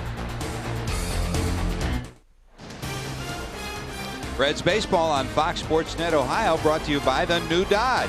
Stop by and see the winning lineup at the friendly Dodge dealer near you. By Biggs, the average big shopper says they save about $22 every week. By Nations Rent, they can make it happen. For rental equipment, call 1-800-NO-SWEAT. And by Aflac, insuring over 40 million people worldwide.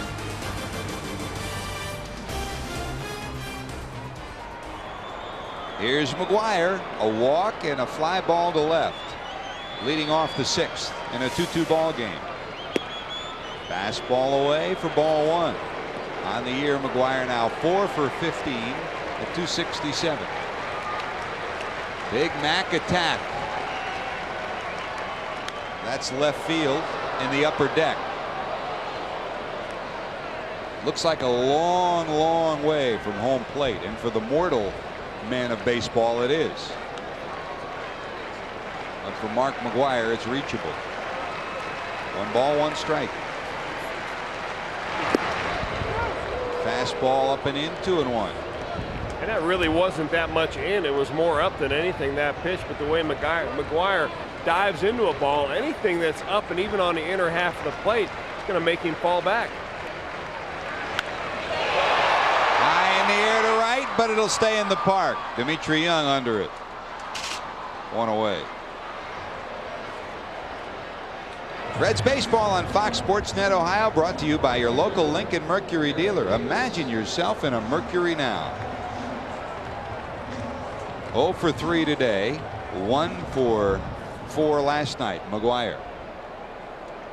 Tomko gets the first out in the 6th. He's been superb except for a 4-pitch lapse in the 5th. A double, a triple, and a single. A 2-0 lead evaporated, and we're tied at 2. And you wonder, you know, when you look at the scoring and how the Cardinals' bottom part of the order has done the damage, if it wasn't just a mental letdown, because that's what can happen with McGwire in the lineup. You're so keyed up to pitch to McGwire and then Davis and then Tatis, who has 3 home runs this season, that after those guys get by, you may have a tendency to kind of relax a little bit, and all of a sudden you make a bad pitch or two and they can still hit the ball and put a couple runs on the board.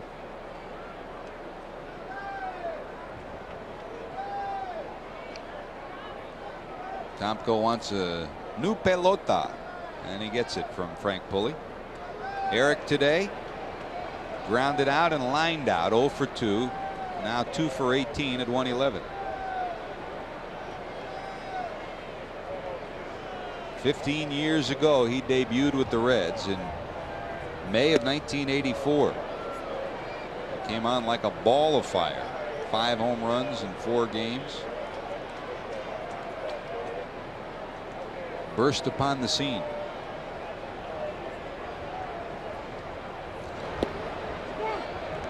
Did he go around? No, he didn't, said Charlie Williams.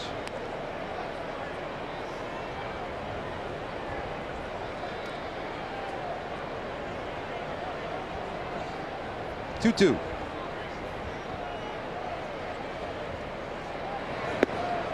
Behind on the fastball, he gets Davis. Eric is 0 for 3.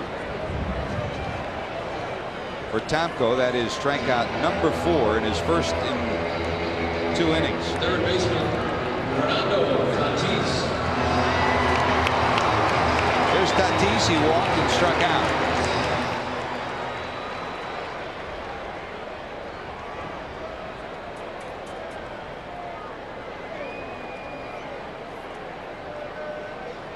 Hope you join us tomorrow. We're on the air at 2 o'clock again. Jason Beret against Donovan Osborne.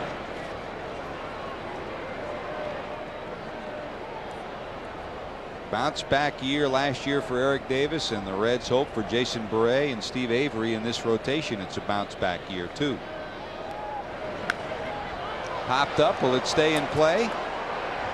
Taubensee gives chase. Oh! Didn't get it. Is he all right?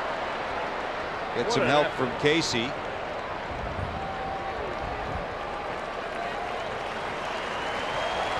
Gets a hand from the fans here in St. Louis. He probably could have gotten it had it not been for a new addition they've added this year. It's a plexiglass shield. Watch as he goes over it. Well, what a great effort by Taubensee. You know, he's not getting any help over there. Wow. A header right into the box seats. See the plexiglass? That's because there were a series of foul balls of line shots that came into those seat areas. So they've added the plexiglass, but in Eddie's case, it kind of became a fulcrum for him. Like a seesaw, it went over it. Please be aware of objects leaving the playing field. How about watch out for bullets coming into the stands? Or catchers. Line drives.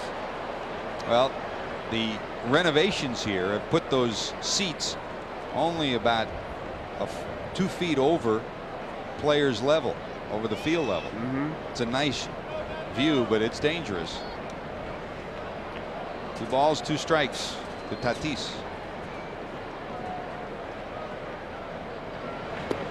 Got him. Nice Good bounce pitch. back by Tomko. Tomko bounces back after giving up 2 in the 5th. We're heading to 7. Dimitri Young, Eddie Taubensee, and Steins due up. Here's Dimitri Young to lead it off. Top of 7. 2 ground outs. Eddie Taubensee and Chris Steins due to follow. Jimenez still in there for the St. Louis Cardinals. Dimitri sneaks it into left for a base hit, and he's on. Hey, the Regs and Biggs team up to present Biggs Kids Run at Synergy before each Saturday and Sunday home game. Biggs rewards area youth for their success in leadership, education, and citizenship. Look for these top students at your next weekend home game thanks to Biggs. Dimitri's on. And here's Taubensee. Eddie struck out and grounded out.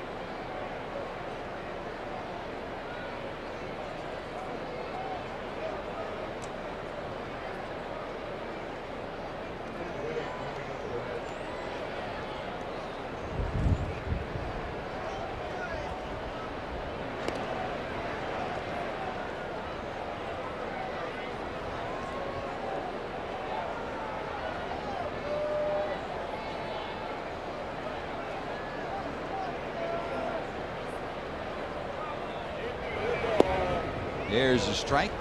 1 strike to the Reds catcher. Steins is on deck. John Hudek is up starting to loosen for Cincinnati.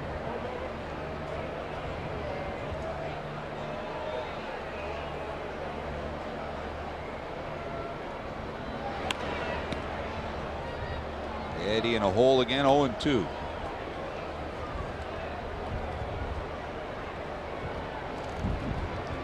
Well, after being run ragged for 3 days, the bullpen got a day off with the off day on Thursday and then got a night off last night thanks to Pete Harnish. So it's a rested bullpen again. Down to third. Double pumps the throw to first, way over everybody's head, but it doesn't go into the dugout, so Taubensee will be on. Good job by Dimitri, and you can really, more than anything, fault Tatis, who didn't deliver the ball to the second baseman Polanco right away, so that enabled Dimitri to get right on top of Polanco. Third baseman, Chris Steins. It's a case of the third baseman hanging the second baseman out to dry. I don't know whether he didn't have a grip on it or what, but he threw that ball late, and you see Dimitri going in there like a big old beer barrel to knock over the second baseman. Now let's see if Steins can take control of it. A beer barrel? Take that, Polanco. Take that, Dimitri.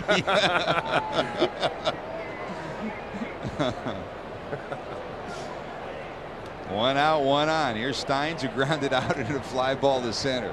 A beer barrel. I just, whatever comes to mind. So it's not facial hair, it's foam now. Foam at the top of the barrel.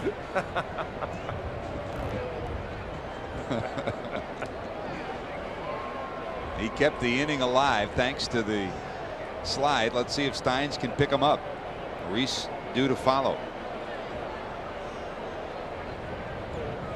Maybe decision time also for Jack McKeon if the inning does sustain itself, because Tomko is due up after Reese. Inside, 3-0. Well, both pitchers entered this inning with 92 pitches. Jimenez, you got to figure if this is first start, the 100 pitch mark is probably about where they like to keep him. Doesn't look like he's losing any stuff. But still in all, after going through the order a couple of times, and you make mistakes later in the game that you do earlier in the game, less likely you get away with them. That's when pitchers or hitters have seen you a couple of times and they're ready to jump on you. 3-1.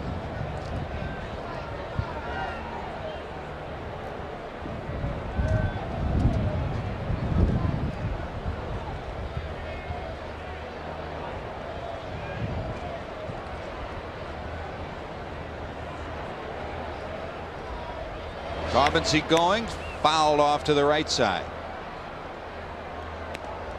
So both managers trying to make something happen. Hit and run for Steins on the 3-1. Lance Painter up for the second time, loosening now for St. Louis. It's a bullpen that has Painter, Radinsky, and Moeller from the left side. Ibar, Busby, Batalico, and Acevedo from the right side. 3-2. Taubensee will be going again. Towards the hole and through. Taubensee round second, heading to third. He'll go there, and it's first and third. Good job by Steins to take advantage of the fact Polanco was 2 steps towards the bag. Well, on the previous pitch, Steins tried to get it over to the right side and just got underneath it and fouled it away. You could see him going that way. So they try it again on the 3-2 count. Eddie taking a look behind him. The ground ball finds a hole, first and third. Oh, so tempting for a second baseman, and you saw Polanco at the top of your screen take those 2 steps to the bag. That prevented him from getting to that baseball. Now we'll see if Reese can get the run in. Pokey's up, struck out, hit by a pitch, and stole a base in the 5th. Now what do you do with Steins? Do you send him? Do you try to get him in scoring position? Do you leave that hole open on the right side as Sweeney, with Tomko due up next, steps into the on-deck circle? And Tony La Russa is on his way out. Boy, Tony started out, nobody called time. Pulley's giving him a long look, said, look, nobody called time. Where are you going?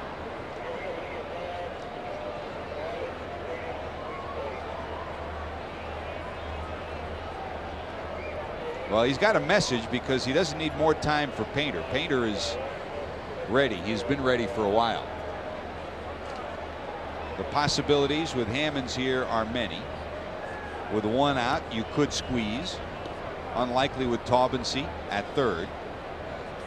I think one of the things they're talking about is what they'll do in the event that Chris Steins decides to try to steal second base. Will they throw through? Will they let him steal second base? They'd like to keep the double play in order, of course, with Jimenez being a ground ball pitcher. But that's what Jack McKeon is thinking as well. Steins with 15 stolen bases last year. He can run a little bit. There's a strike. This is not the ideal configuration for the double steal to try to get the run in. If it was Taubensee out at first and Steins at third, it would be more likely. The Steins has good speed from third to home. 1 strike delivery. Not going. Fouled at the plate, and it's 0-2 to Pokey. Now this is where Jimenez really wants to make sure he's very careful about the pitches he throws to Pokey Reese. He's got that sinking fastball that comes in under the knuckles, can get a ground ball really whenever he needs to. He's got 10 outs by ground balls already, but he'd like a strikeout just as equally.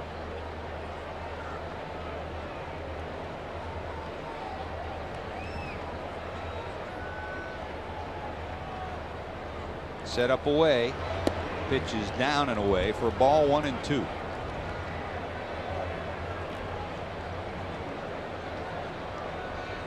Pokey, long look at Oster.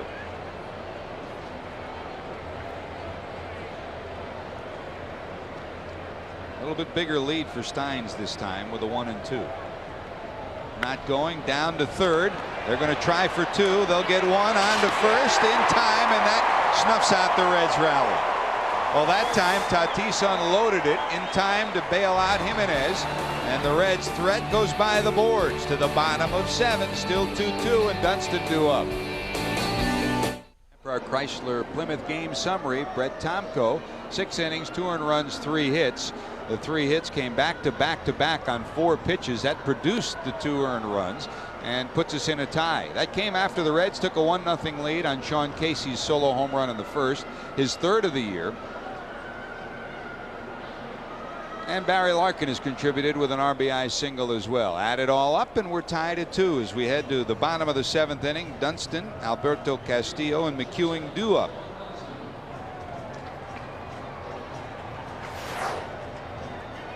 Well, this was the part of the lineup that a couple of innings ago did all the damage. Sean Dunston popped out harmlessly to start the inning, but after that it was The roof caved in, at least temporarily, for Brett Tomko as the bottom of the order pushed across a couple of runs.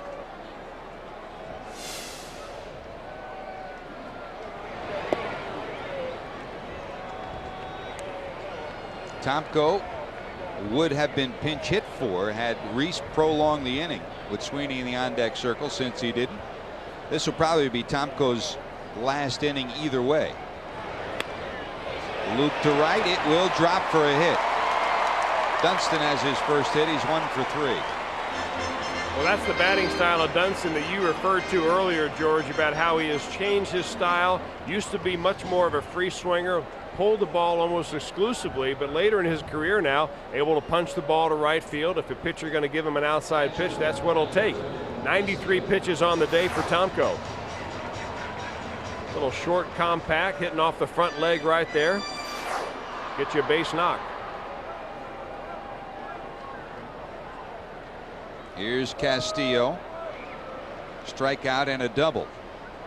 Dunston represents the go-ahead run in a 2-2 ball game. See how Tony La Russa handles it now. Do you give Castillo a shot? Do you hit and run? Do you sacrifice?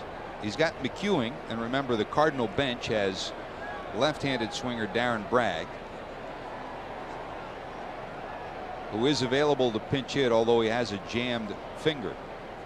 Showing bunt, gets it down. It'll be successful. A sacrifice for Castillo. And here comes McEwing. McEwing contributed after a Castillo double in the 5th. His triple scored him.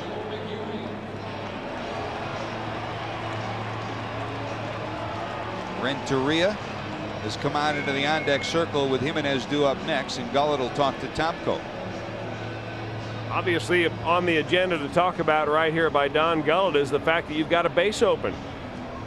McEwing has already hit a triple on the day. He's 1 for 2. You want to pitch to him and then make Tony La Russa make the move as Edgar Renteria comes to the on-deck circle, or do you go right after this guy? We talked about Bragg, the right-handers available, Ordaz, Marrero, and Renteria, and Willie McGee, the switch hitter, available. Doesn't necessarily mean that Renteria would be the pinch hitter, even though he's in the on-deck circle. Here's McEwing. 1 for 2, a line drive to right and a triple to right. They still set up away, and there's a strike. McEwing has gone to the right side both times, and with 1 out, his job is to get the ball to the right side, to get the runner to third at the very least, and if it goes through, to get the runner home. Dimitri Young shallow in right, pulled towards the line a couple of steps, and Tomko will step off as a balloon comes onto the field and left. Dennis Reyes now up and throwing for the Reds in their bullpen.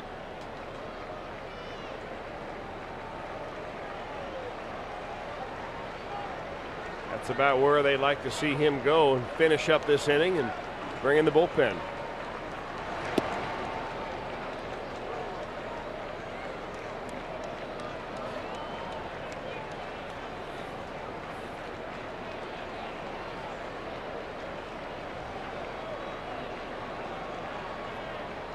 Hudek and Reyes continue to throw in the Reds bullpen.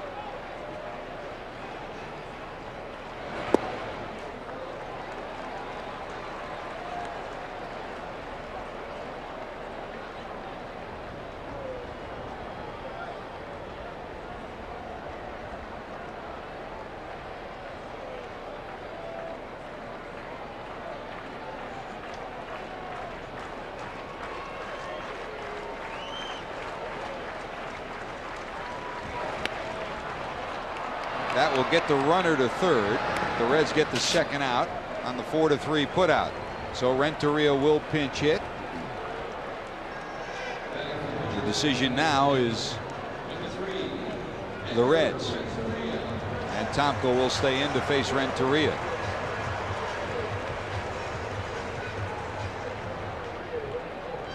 Well, one of the things that straps you when you have 12 pitchers on your staff is that you don't have much of a bench to go to. That's what Tony La Russa has here. His first pinch hitter off the bench is against a right-handed pitcher is a right-handed hitter. Although Renteria is always known as a pretty good clutch hitter, the odds are against him.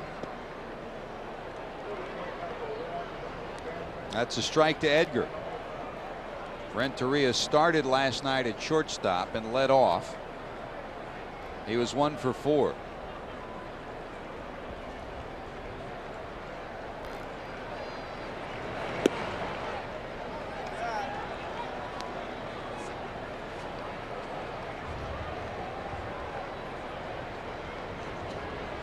Last year, Renteria 234 against left-handed pitching, 296 against right-handed pitching. High in the air to right. This will stay in the park, and Dimitri should put it away. Under it, the wind taking it, but he gathers it in, and Tomko has dodged another bullet. So the leadoff hit in the sacrifice, and now the Reds stay tied. We're heading to the 8th. Tomko due up first. It looks like his day is done. We remain tied at 2. Say, spend time with your family at Reach Magazine Family Day, Saturday, April 17th, presented by Beanies and Baskets. It's a great family entertainment value. Head of the household pays full price. Rest of the family may purchase box and reserve seats for half price in advance of game day, thanks to Beanies and Baskets and Reach Magazine. Jose Jimenez day is done. New pitcher for the St. Louis Cardinals is the former Philly Ricky Bottalico. He spent some time on the disabled list last year. Bottalico did. Had bone chips removed from his arm in April. Was activated at the end of June. Didn't have a great year for the Phillies last year. He was just 1-5 with a .644 earned run average. But he's done pretty well so far this year. 2 games, a couple of innings, and 4 strikeouts for Bottalico on the year so far. Bottalico will face the pinch hitter Michael Tucker, who's 1 for 3 against him in his career. Tucker has had only 1 at bat in this first week. We talked about it earlier, the difficulty to try to get at bats for your bench players, a key, especially when you have as many fine bench players as Jack McKeon has hitting from the left side of the plate. Sweeney, Morris, Tucker.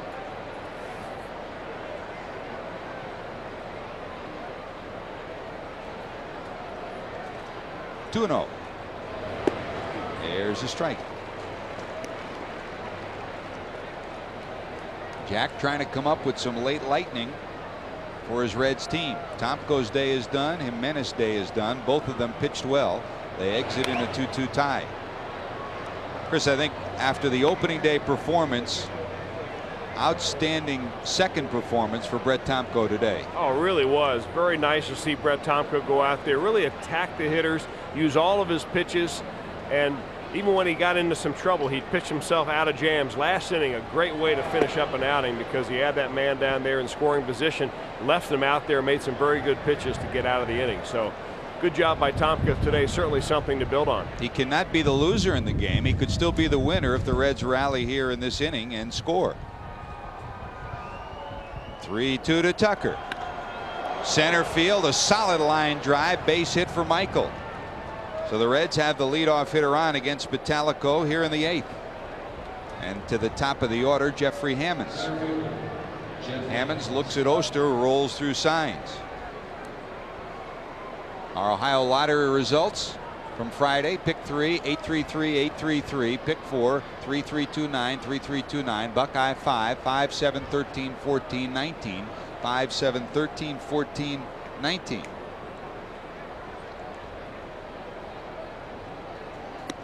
Look out.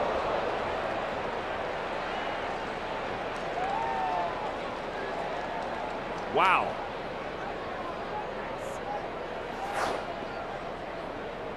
Talk about a wake-up call. That ball is right over the dome right there. Hammonds comes up looking at Bottalico.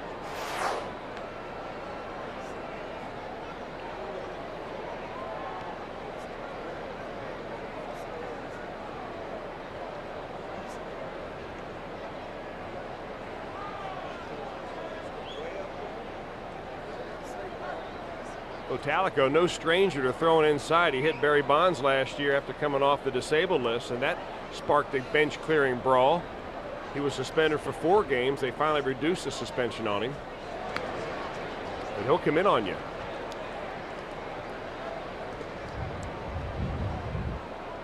Vitalico, a great success story. He was a non-drafted free agent signed by the Phillies. He was a catcher in high school and college. Went to Florida Southern and Central Connecticut College, and one step away from being out of baseball. He became a reliever, and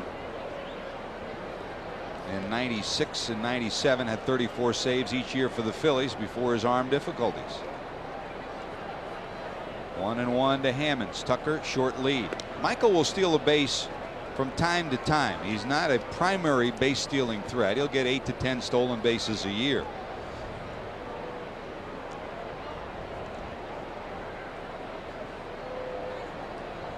A little bit bigger lead. He's not going. Pitches up high. Erratic is what Vitalico has been when he's had difficulties, and there's a good example. He just seems like one of those pitchers that muscles the ball to the plate. He's a very stocky man. His mechanics go out of sync, they can really go bad. 2 balls, 1 strike. Shows bunt again, punches at it and fouls it off, and it's 2-2. Interesting, George, you say Vitalico went to Florida Southern College in Lakeland, Florida. They must have a monopoly on hard-throwing right-handers, because so also did Brett Tomko, John Hudek, and Rob Dibble all went to that same college. Not necessarily for long periods of time, no. any of them. Tough Great studies. program, yeah.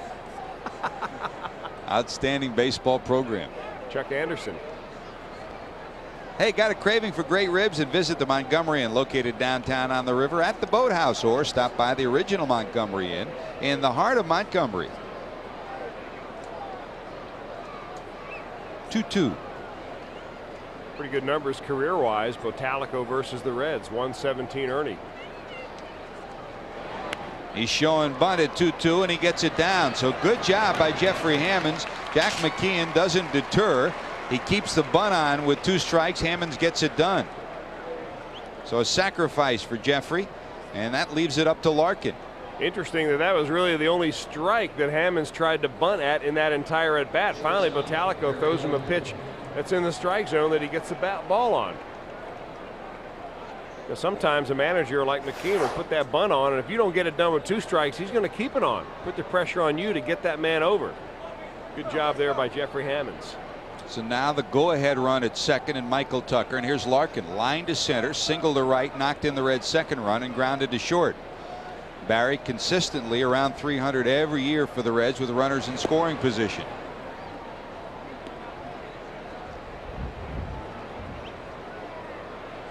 When the Reds went to Philadelphia for the first time last year was when Vitalico first experienced his arm troubles.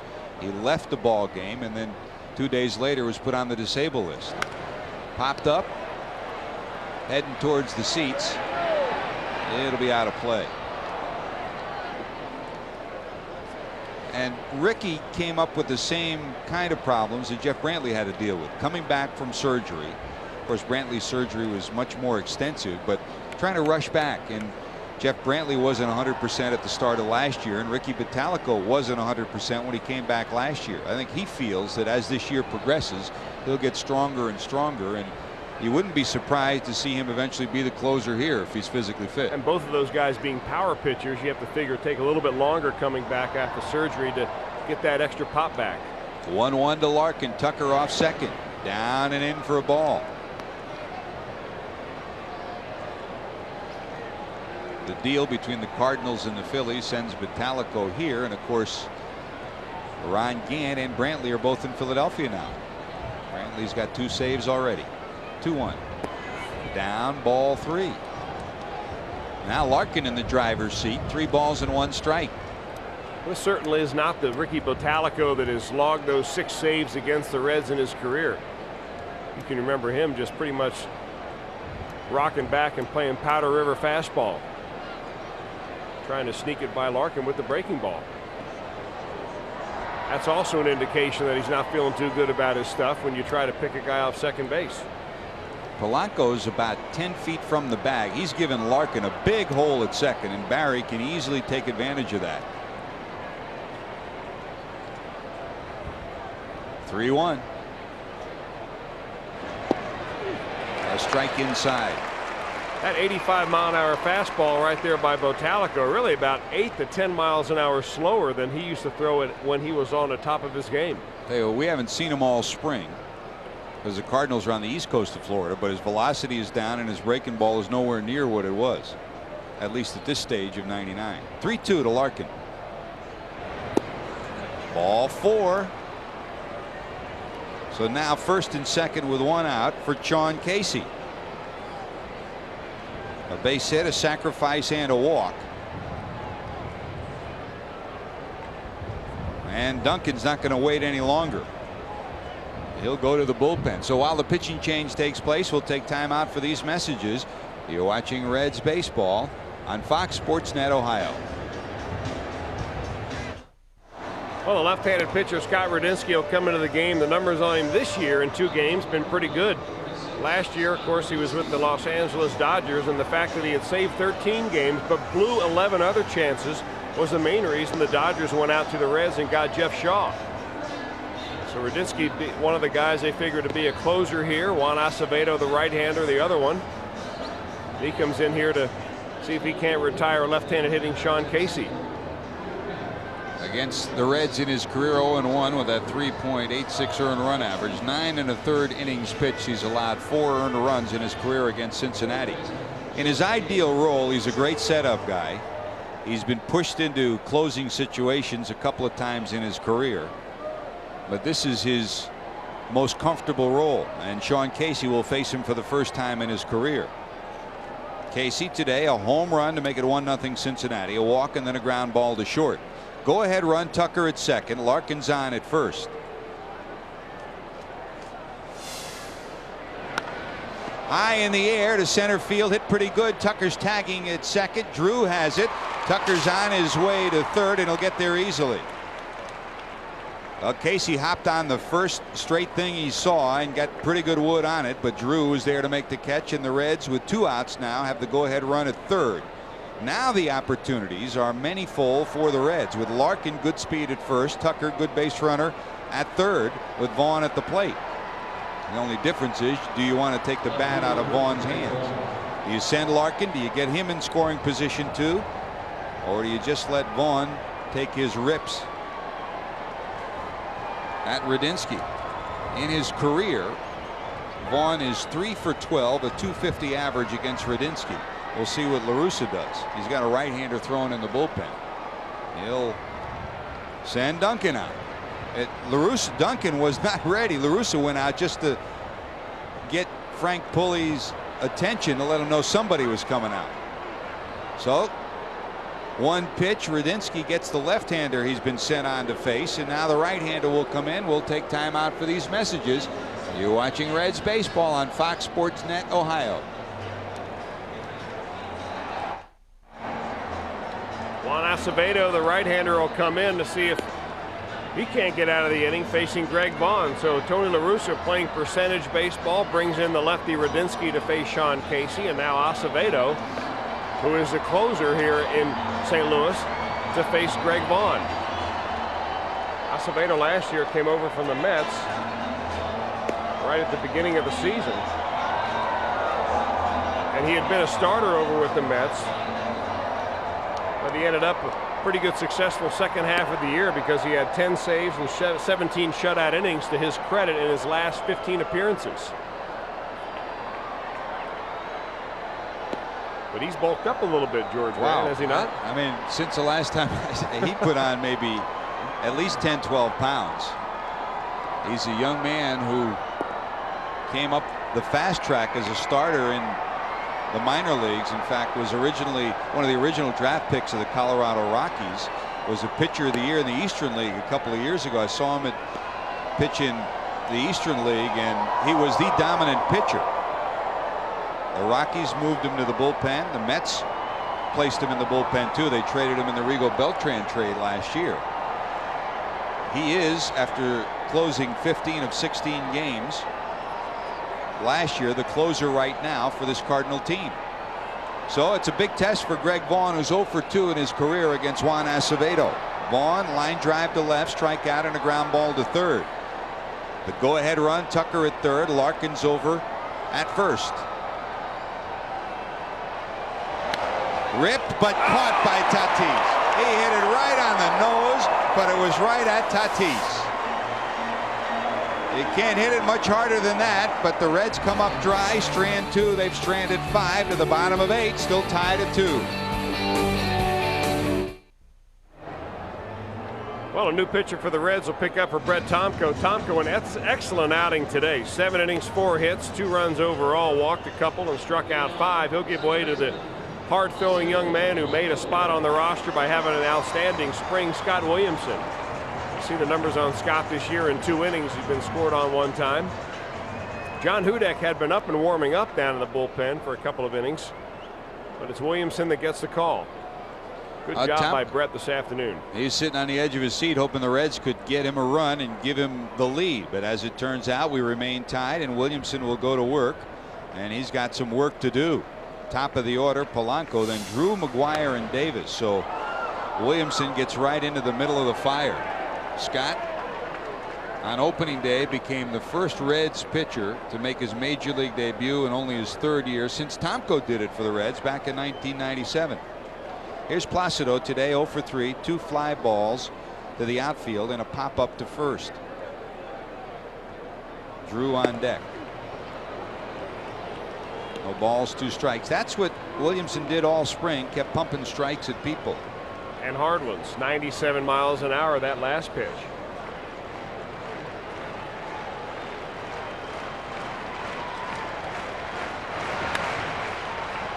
Down the right field line and out of play.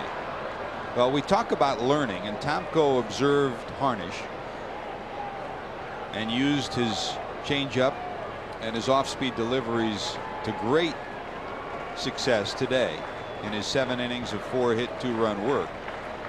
A little bit different story for Scott Williamson, though. He does not have a changeup that matches either Tomko or Harnish. No, but he's got a forkball that is very good when he can get it over. You saw the slider right there breaking out of the strike zone. And for a short reliever like Williamson, he doesn't have to conserve his energy. Right now, they'll tell him go as hard as you can, as long as you can. Really, we only need an inning or 2 out of you, Scott, so go get him. 1 ball, 2 strikes. Down and in, 2-2. Award-winning Boomers products support a great cause, cystic fibrosis. Your purchase provides a donation to the Boomer Esiason Foundation to find a cure for cystic fibrosis.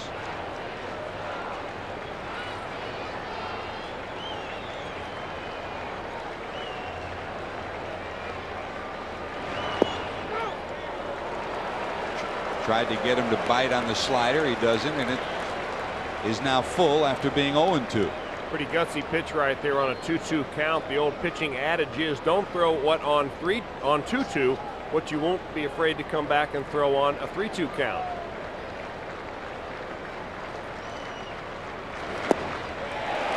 Missing down and away, and a leadoff walk here in the 8th. Let's go back to the last out of the top of the 8th. Vaughn just drills it at Tatis. Can't hit it much harder than that. Now it's troubled territory for Williamson. A walk, and here comes Drew. Drew lined out, struck out, and flied out against Tomko. And Tomko handled him well, George. You talked about Brett's changeup today. It was most effective on J.D. Drew.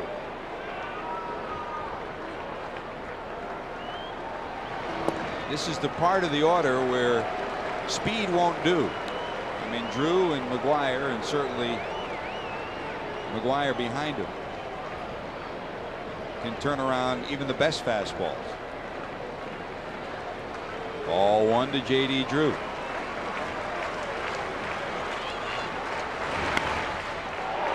Just foul.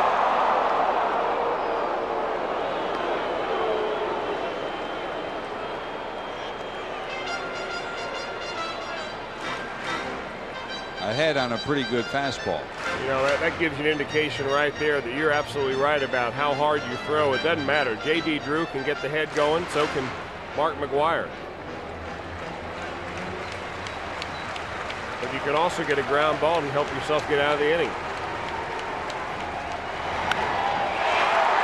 Base hit left center. Here comes Hammonds. The runner will go to third.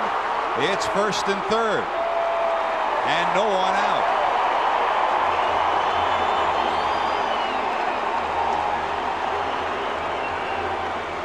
And you know who's coming up.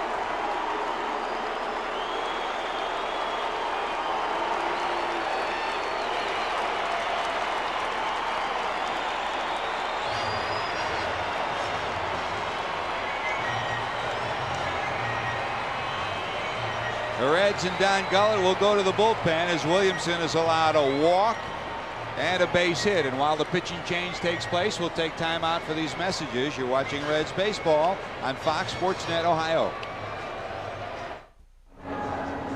Well, Drew, the previous pitch had hit a foul ball off a fastball, coming right back with the heater. This time coming out over the plate. J.D. Drew up to the challenge. A solid base hit to center field.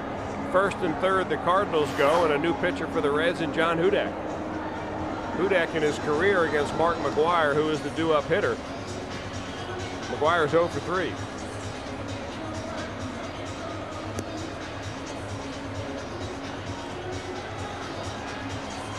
So Hudak has his work cut out for him. Here comes McGwire.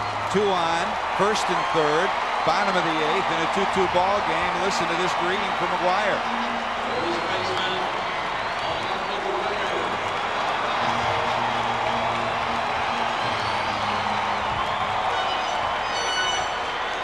Big Mac today, a walk, fly ball to left against Tomko.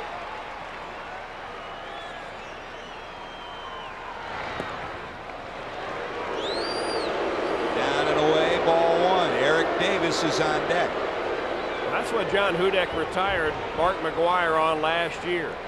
Painted a couple of sliders on the outside corner. McGwire didn't look good. The Reds put the shift on, so anything to the right side is through and will knock in the go-ahead run. And he's pitching them away, too. Breaking ball away, and it's 2-0. Boy, this is as a severe shift as I've seen.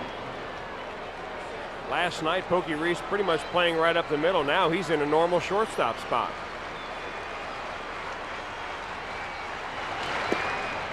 Ball 3.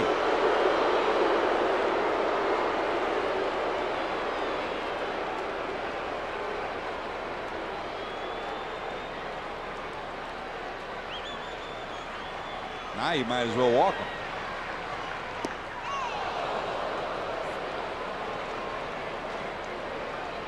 Three and 1 to McGwire.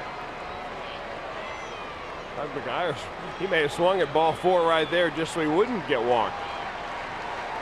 3 balls, 1 strike. Hudak to the stretch to Big Mac. Ball 4 and the bases are loaded.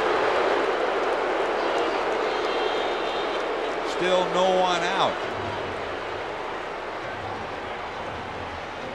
Well, whether it was by design or intention, Hudak wanted no part of McGwire, and now he'll face Davis. It's a much better matchup for Hudak, but he needs a strikeout here.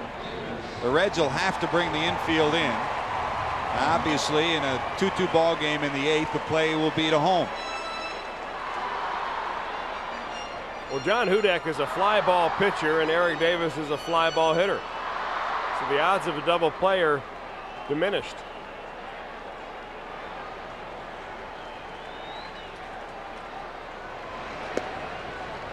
And it's a similar scenario with Tatis in the on-deck circle. So for Hudak, it's a tough road right here. Eric Davis throughout his career has been exceptional with the bases loaded and with runners in scoring position. Way outside, and it's 2-0. And Taubensee will go out and talk to Hudak.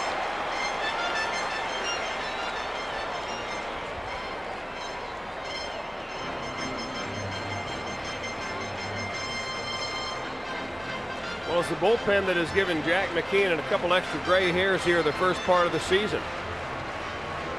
Blowing leads, not being able to throw strikes, and it's a rerun all over again here in Game 5.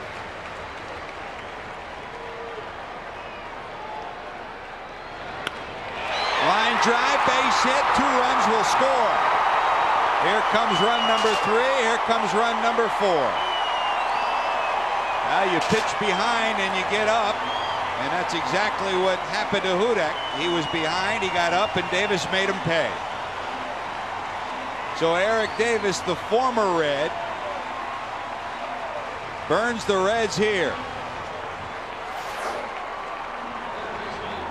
Misses with a couple. You got to come in there, probably with a fastball. That's what Eric Davis is thinking, and he shoots it right by the drawn-in Pokey Reese or Barry Larkin.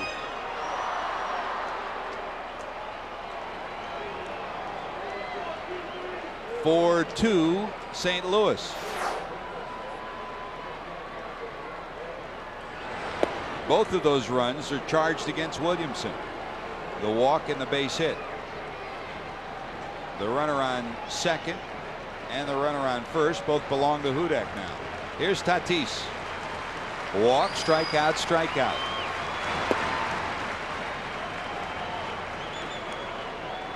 Reds baseball on Fox Sports Net Ohio, brought to you by the new Dodge. Stop by and see the winning lineup of cars, trucks, minivans, and SUVs at the friendly Dodge dealer near you.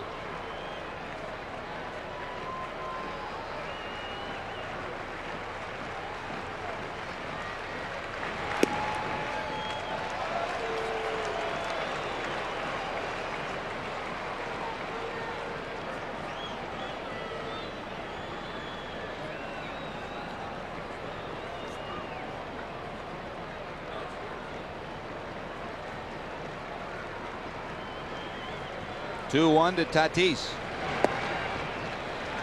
And another 3-ball count, 3-1. Dunston in the on-deck circle. Pitching behind and walks. Kill the Reds in the first 3 games at home, and in this inning it's happened again. Ball 4, bases are loaded again. A walk, a single, a walk, a single, and a walk. And Don Gullett will be out to the mound again, and that'll be it for Hudek. The inability to throw strikes out of the bullpen has put the Reds where they are in a 1-3 record going into today's ball game, and they put them behind here. So Hudek's brief outing is over. 10 balls, 3 strikes of 13 total pitches for John Hudek.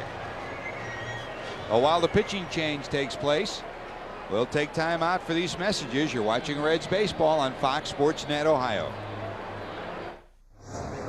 4-2 the Cardinals over the Reds in the bottom of the 8th. The third pitcher of the inning. Still nobody out in the inning. First it was Scott Williamson. He walked a man, gave up a base hit to J.D. Drew. John Hudek came in and walked Mark McGuire.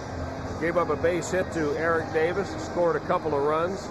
After another walk to Fernando Tatis, Hudek was through, and here's Danny Graves. No place to put anybody as the Cardinals are full of on the bases. You can't fault the Reds starting pitching in their last 3 games. Steve Avery, 6 no-hit innings and exited in the 7th, and the bullpen couldn't hold it. Last night, Pete Harnish, a complete game victory, and today, Brett Tomko, 7 innings, 4 hits, 2 runs. But the bullpen, which appeared to be a strength when the spring training year began, has thrown gas on the fire again. And Graves has his work cut out for him here. Bases loaded, still no one out. Reds have to bring the infield in. That compounds Danny Graves' difficulties. Here's Dunston, pop up, singled to right.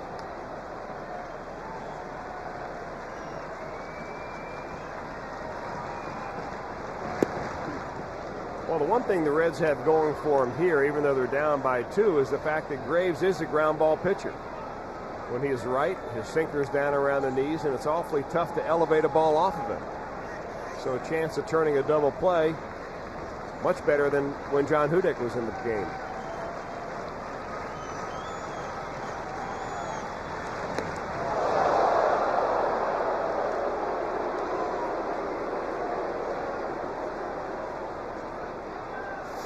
Appeared to be a lot worse than it is. Look where Dunston is and look where the ball is. Not that much off the plate at all, but Sean diving into the plate made it look a lot closer. 1 ball, 1 strike. Graves would love a punch out here.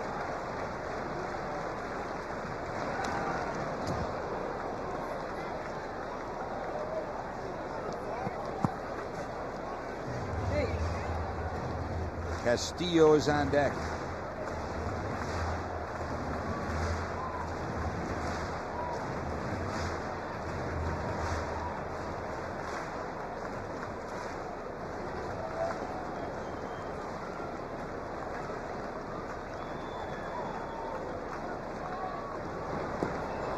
Got him to wave at it, and then there's your first out of the inning. So Danny Graves gets the strikeout he wanted. And now here comes Castillo. A double play now can get the Reds out of it. The decision. Excellent sequence of pitches there by Danny Graves. He kept the sinker in on Sean Dunston the entire at bat until the last pitch when he broke off the slider on him.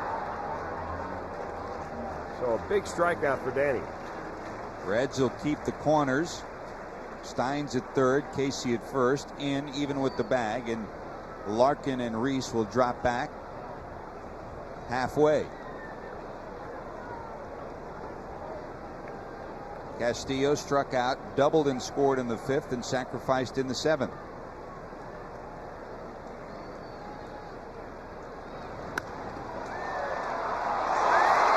They're stalling interference. It'll be interference. The runner is called out. Larkin not able to get into position to make the play. The runner will be called out, and Larkin, he probably would have got the out at home plate. They would have gotten the force anyways. So it'll go 6 unassisted on your scorecard. The runner called out. The bases will remain full. A heady play by Larkin. This ball, you see Davis coming off. He's going to hesitate right there. When he does that, Larkin runs right into him. He probably would have had to play at the plate. Danny Graves points, and now he's within an out of getting out of the inning. You have to allow the fielder the opportunity to field the ball. Larkin made the most of the opportunity. And now, if the Reds can get the final out here, they will have dodged an even bigger bullet. Yes, they're behind by 2, but this had the makings of an exploding inning. So it's interference. It goes as 6 unassisted on the putout. And McEwing, who tripled in a run earlier, 1 for 3 is at the plate. There's a strike, and it's 0-2. Well, of all the things that have gone wrong out of the bullpen, Danny Graves is a strike away from the closest thing to a miracle that the Reds have seen in a long time. Bases loaded, no outs. He's within a pitch of getting out of this.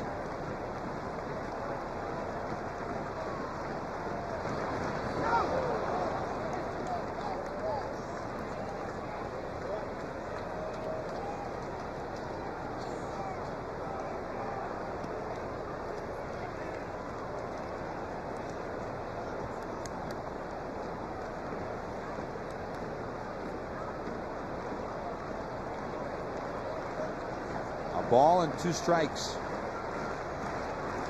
Willie McGee has moved into the on-deck circle with the pitcher due up next. He got him. Good job by Danny Graves, but it came after the horses were out of the corral. The Reds walked themselves into trouble. They trail at 4-2 and 1 at bat left. Dimitri Young, Eddie Taubensee, and Steins due up.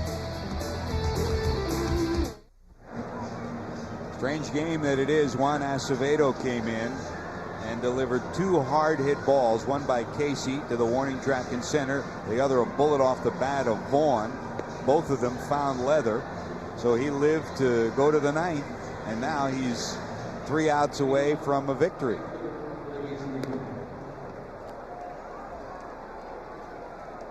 Dimitri Young, Eddie Taubensee, and Steins due up. In fact, the Reds have hit into somewhat poor luck right from the very beginning after a strikeout to start the game by Hammonds. The next 4 balls hit off of the starter, Jose Jimenez, were rockets. Only one of them was a base hit. That was the home run by Casey. Now Reds will have to play come from behind baseball. They trail 4-2. Here's Dimitri, 1 for 3. Grounded to second, bounced into a force and singled to left.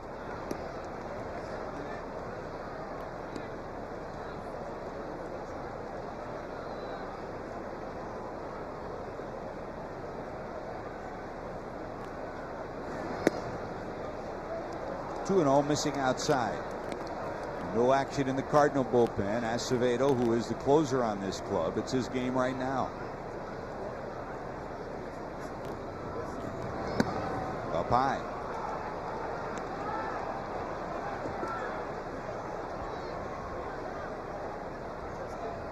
Reds need base runners first.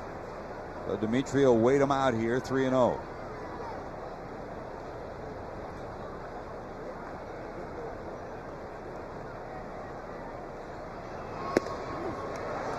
A strike.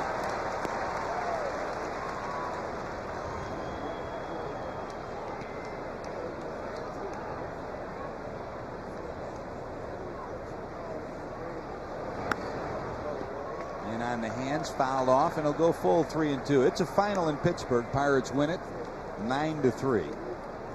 3-3 the Mets and Montreal. They're now in the bottom of 9 in Montreal. San Diego leads San Francisco 1-0. Top of 3 in San Francisco. Everything else later on. We got him with a strikeout. Strikeout number 1 for Acevedo.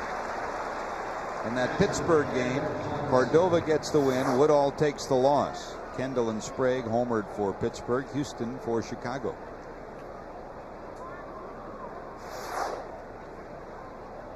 American League, Baltimore beat Toronto 1-0. Messina gets the win. Carpenter takes the loss. Timlin gets his second save. Taubensee high in the air to left, hit pretty good. McEwing, warning track, edge of the wall, and he has it. Reds down to their final out. And Steins will hit. So Jack McKeon saw another great starting performance get wasted. Tomko, if he joined us late, went 7 innings, 4 hits, 2 runs, 5 strikeouts, 2 walks. Exited the game 2-2. And then the Reds bullpen, 3 walks, couple of hits, and bingo. 2 runs in the 8th. And St. Louis has a 4-2 lead and 1 out away from a victory. Yankees beat Detroit 5-0. Clemens wins his first. Moeller takes the loss. Chili Davis his 3rd home run. Scott Brocious his 2nd.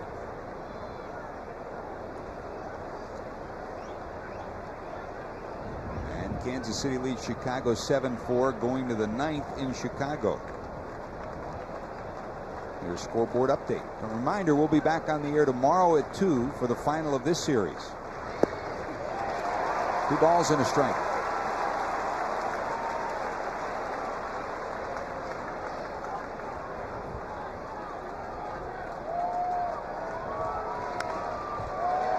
Here comes Tatis, bare hand play. The throw is high, but McGuire gets his foot down in time. Now Mark McGuire didn't go deep, but the deep Cardinal bullpen came up with a victory here. 4 runs, 6 hits, and an error for St. Louis. 2 runs, 7 hits, and no errors for Cincinnati. The Cardinals even the series with the Reds at 1 win apiece. We'll be back to tell you more about it on Fox Sports Net Ohio after these messages. Here are the final numbers on this one. 43,759 at the ballpark, just shy of 3 hours worth of baseball, 2 hours and 58 minutes. For the Cardinals, 4 runs, 6 hits, and an error. For the Reds, 2 runs, 7 hits, and no errors. The Cardinals left 7 on base. Cincinnati left 5 on base on the afternoon. Juan Acevedo gets the win, an inning and a third of relief. He's 1-0. Scott Williamson takes the loss. He's 0-1. Walked a batter and gave up a base hit to start the 8th inning that proved to be the decider. Time to look at our highlight picture of this game, our Advance Auto Parts play of the game. It's a former Red who does in the Reds on this afternoon. In the 8th with the bases loaded, Eric Davis. On a 2-0 count from John Hudak. Hudak has to throw a strike. Eric Davis able to get it into play with a line drive. A couple of runs score right there. Those are the 2 runs that provided the Cardinals with the victory. Our Advance Auto Parts play of the game. Our first star bank player of the game is none other than E.D., the former Red. after going 2 for 19 to start the season, came up with that big hit. The single to center gave the Cardinals a 4-2 lead, and they win it 4-2. He's done that so many times for the Reds and for the Dodgers and the Orioles. Today he does it for the Cardinals, Chris. He's a clutch hitter, not the guy you want to see when you face him in a situation like that. He came through and burned his former team.